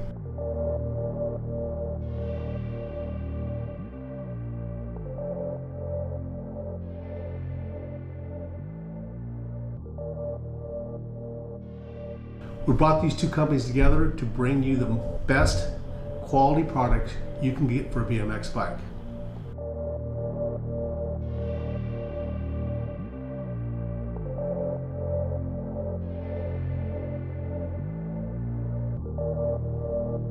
We're all about the rider, so please check out our Level Up and Rider First programs.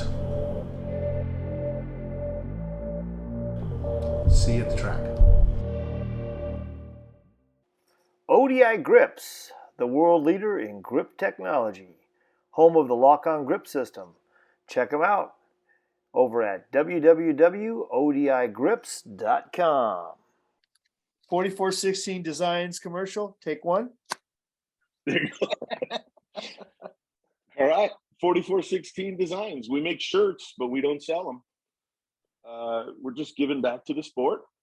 If you're out at Ukaipa BMX and you need a shirt, hit me up. I'll hook you up with one. Yeah, I love that. Mega Design Group is a full-service marketing firm. They handle everything from logos to advertising to packaging. Having over 25 years experience in the print and marketing fields, they can handle any hurdle. Check it out at megadesigngroup.com. Carbone Cartel, for the finest carbon BMX racing products in the market. Make sure you check us out at carbonecartelbmx.com. Our products are ridden by the best in the sport. Drew Polk, Nick Long, and many, many more. This isn't the cheap shit you get from Alibaba. Make sure you check us out again at carbonecartelbmx.com. Cool Stop Brake Pads. High performance bicycle brake pads since 1977. Check them out at coolstop.com. That's KOOLSTOP.com.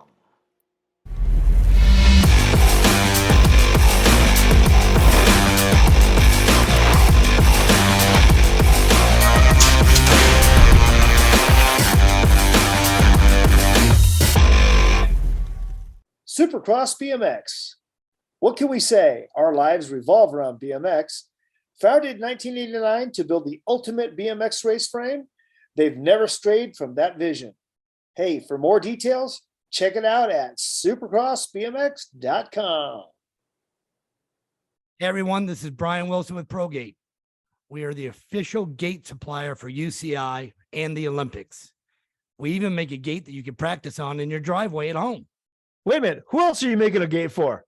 We're making a gate for Dirty Fest. You guys got to come and check it out. Whatever Dirty Fest needs for this track, we're going to supply it. We're not some French knockoff, you know. We're the gold standard in BMX gates. And make sure to check us out at progate.net and bmxtracksupply.com, and we'll see you at Dirty Fest for sure. Take care, everybody.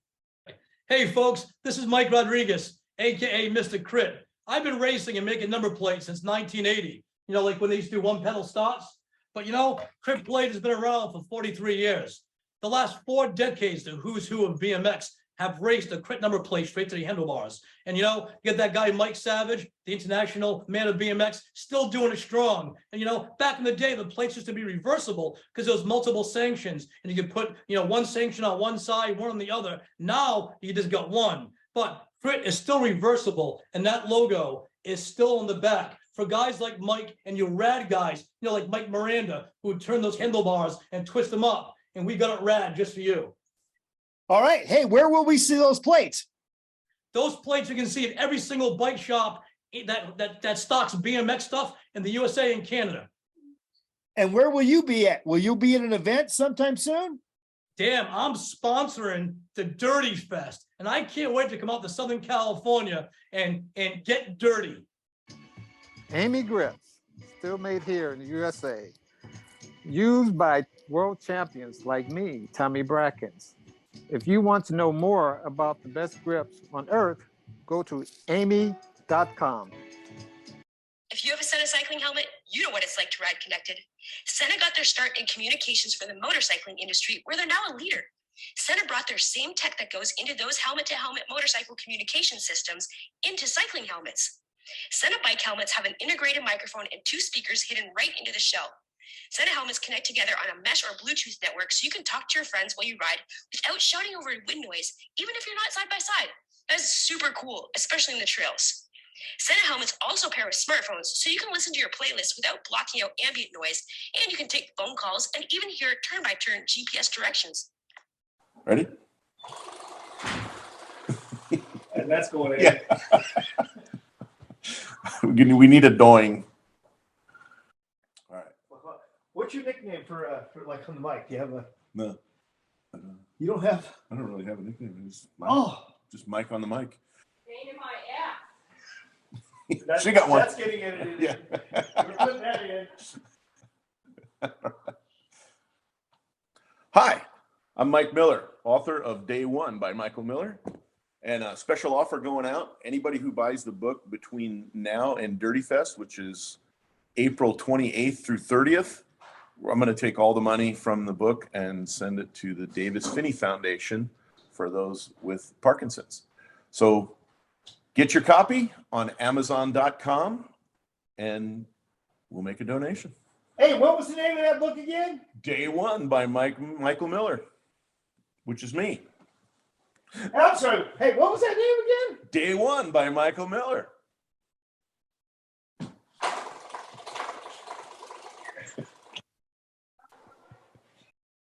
Hey, support the podcasts that support us, our friends. The fine folks over there at All Things BMX, which is our favorite Wednesday night live podcast, as you know. Our buddies over there at Beer Budget BMX, Big Bike BMX, and BMX Weekly. Check them out. Check them out. Our friends. What's up, everybody? It's your friend Isaac from Big Bike BMX, and I've got a podcast with my best friend, 80s BMX Craig. Yep. And guess what, you guys? If you have enjoyed your time here on the Dirty Knobs podcast, we'd love for you guys to come over and hang out with us at Big Bike BMX, where we've got all your old school legends and BMX from the past and today at Big Bike BMX. Isaac, come check us out. We'd love the opportunity to win you over. And if not, hey, it's just another place to talk about BMX with your grimy friends. It's fun. Hey, Dale Holmes, I want to tell you something. One of my favorite podcasts that I never miss is BMX Weekly. Even though it has an accent, I still love it. Cheers, Mike. You can get all the podcasts on bmxweekly.com. Old school, mid school, today's school. Check it out. Yeah, BMX Weekly. Hey, here we go. Hey, Beer Budget BMX, baby. Coming at you live from the Beer Budget studios over here at the Hack Shack Quarantine. Oh, man, we're coming in hotter than Satan's nutsack. Yeah, we are dirtier than an Alabama strip club where reclass pros go and get lap dances by their half-sister. Yeah, the only show that'll make you second-guess your life choices like a Amish on an e-bike. Hey, if you guys enjoy what you just listened to, make sure you tune in every Wednesday night to the All Things BMX show, the only live streaming podcast show in the game right now. Even ask Mike.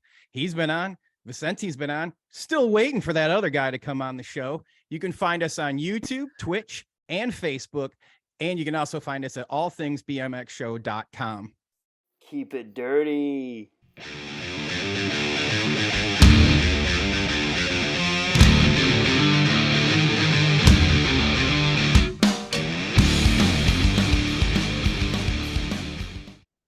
All 100%.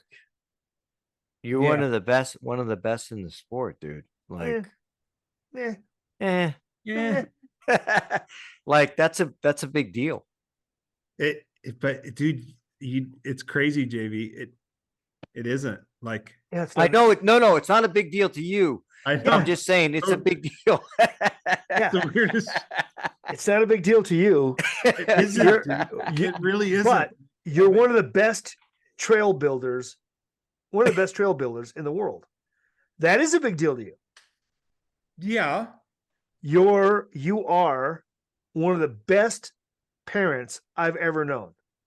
You set a phenomenal example on parenting. That's a big deal to you. That's the most important thing in my life. You're a semi-okay dog trainer.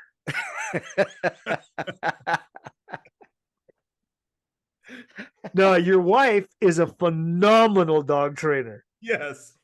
Yes. One of the best. One of the absolute best dog trainers ever. Oh my gosh. That means a lot. I shook Reggie Jackson's hand. His hand is like, his fingers were probably like this fat, each one. And he shook, and I was probably the only time I had nothing to say. I was speechless. And he It's goes, the only time someone had bigger hands than you. He goes, we know each other. No, he did not. And I was like, I don't think so. You race? You ever race BMX? Did you go to Woodward? Did you go to Woodward camp? Yeah, exactly. Do you know Weewo? You know my friend Weewo? It was a pretty awesome moment, though, man. It was amazing. His hand sucked up my hand. Oh Oh, terrible. Is this still recording? This better not ever get out. This guy over here. Jeez. I don't know what happened, man, but about 3/4 of the way through, his wife must have turned on the volume the on that TV or television something. set. Yep. Yeah. Oh Yeah, my gosh. You turn that TV on. Juice on. Especially with Dallas playing loud in the background. Whatever the hell is playing. Good Lord. Obviously, we won't. I hope you don't put this up, Mike, because I don't. No, of course not. Of course not.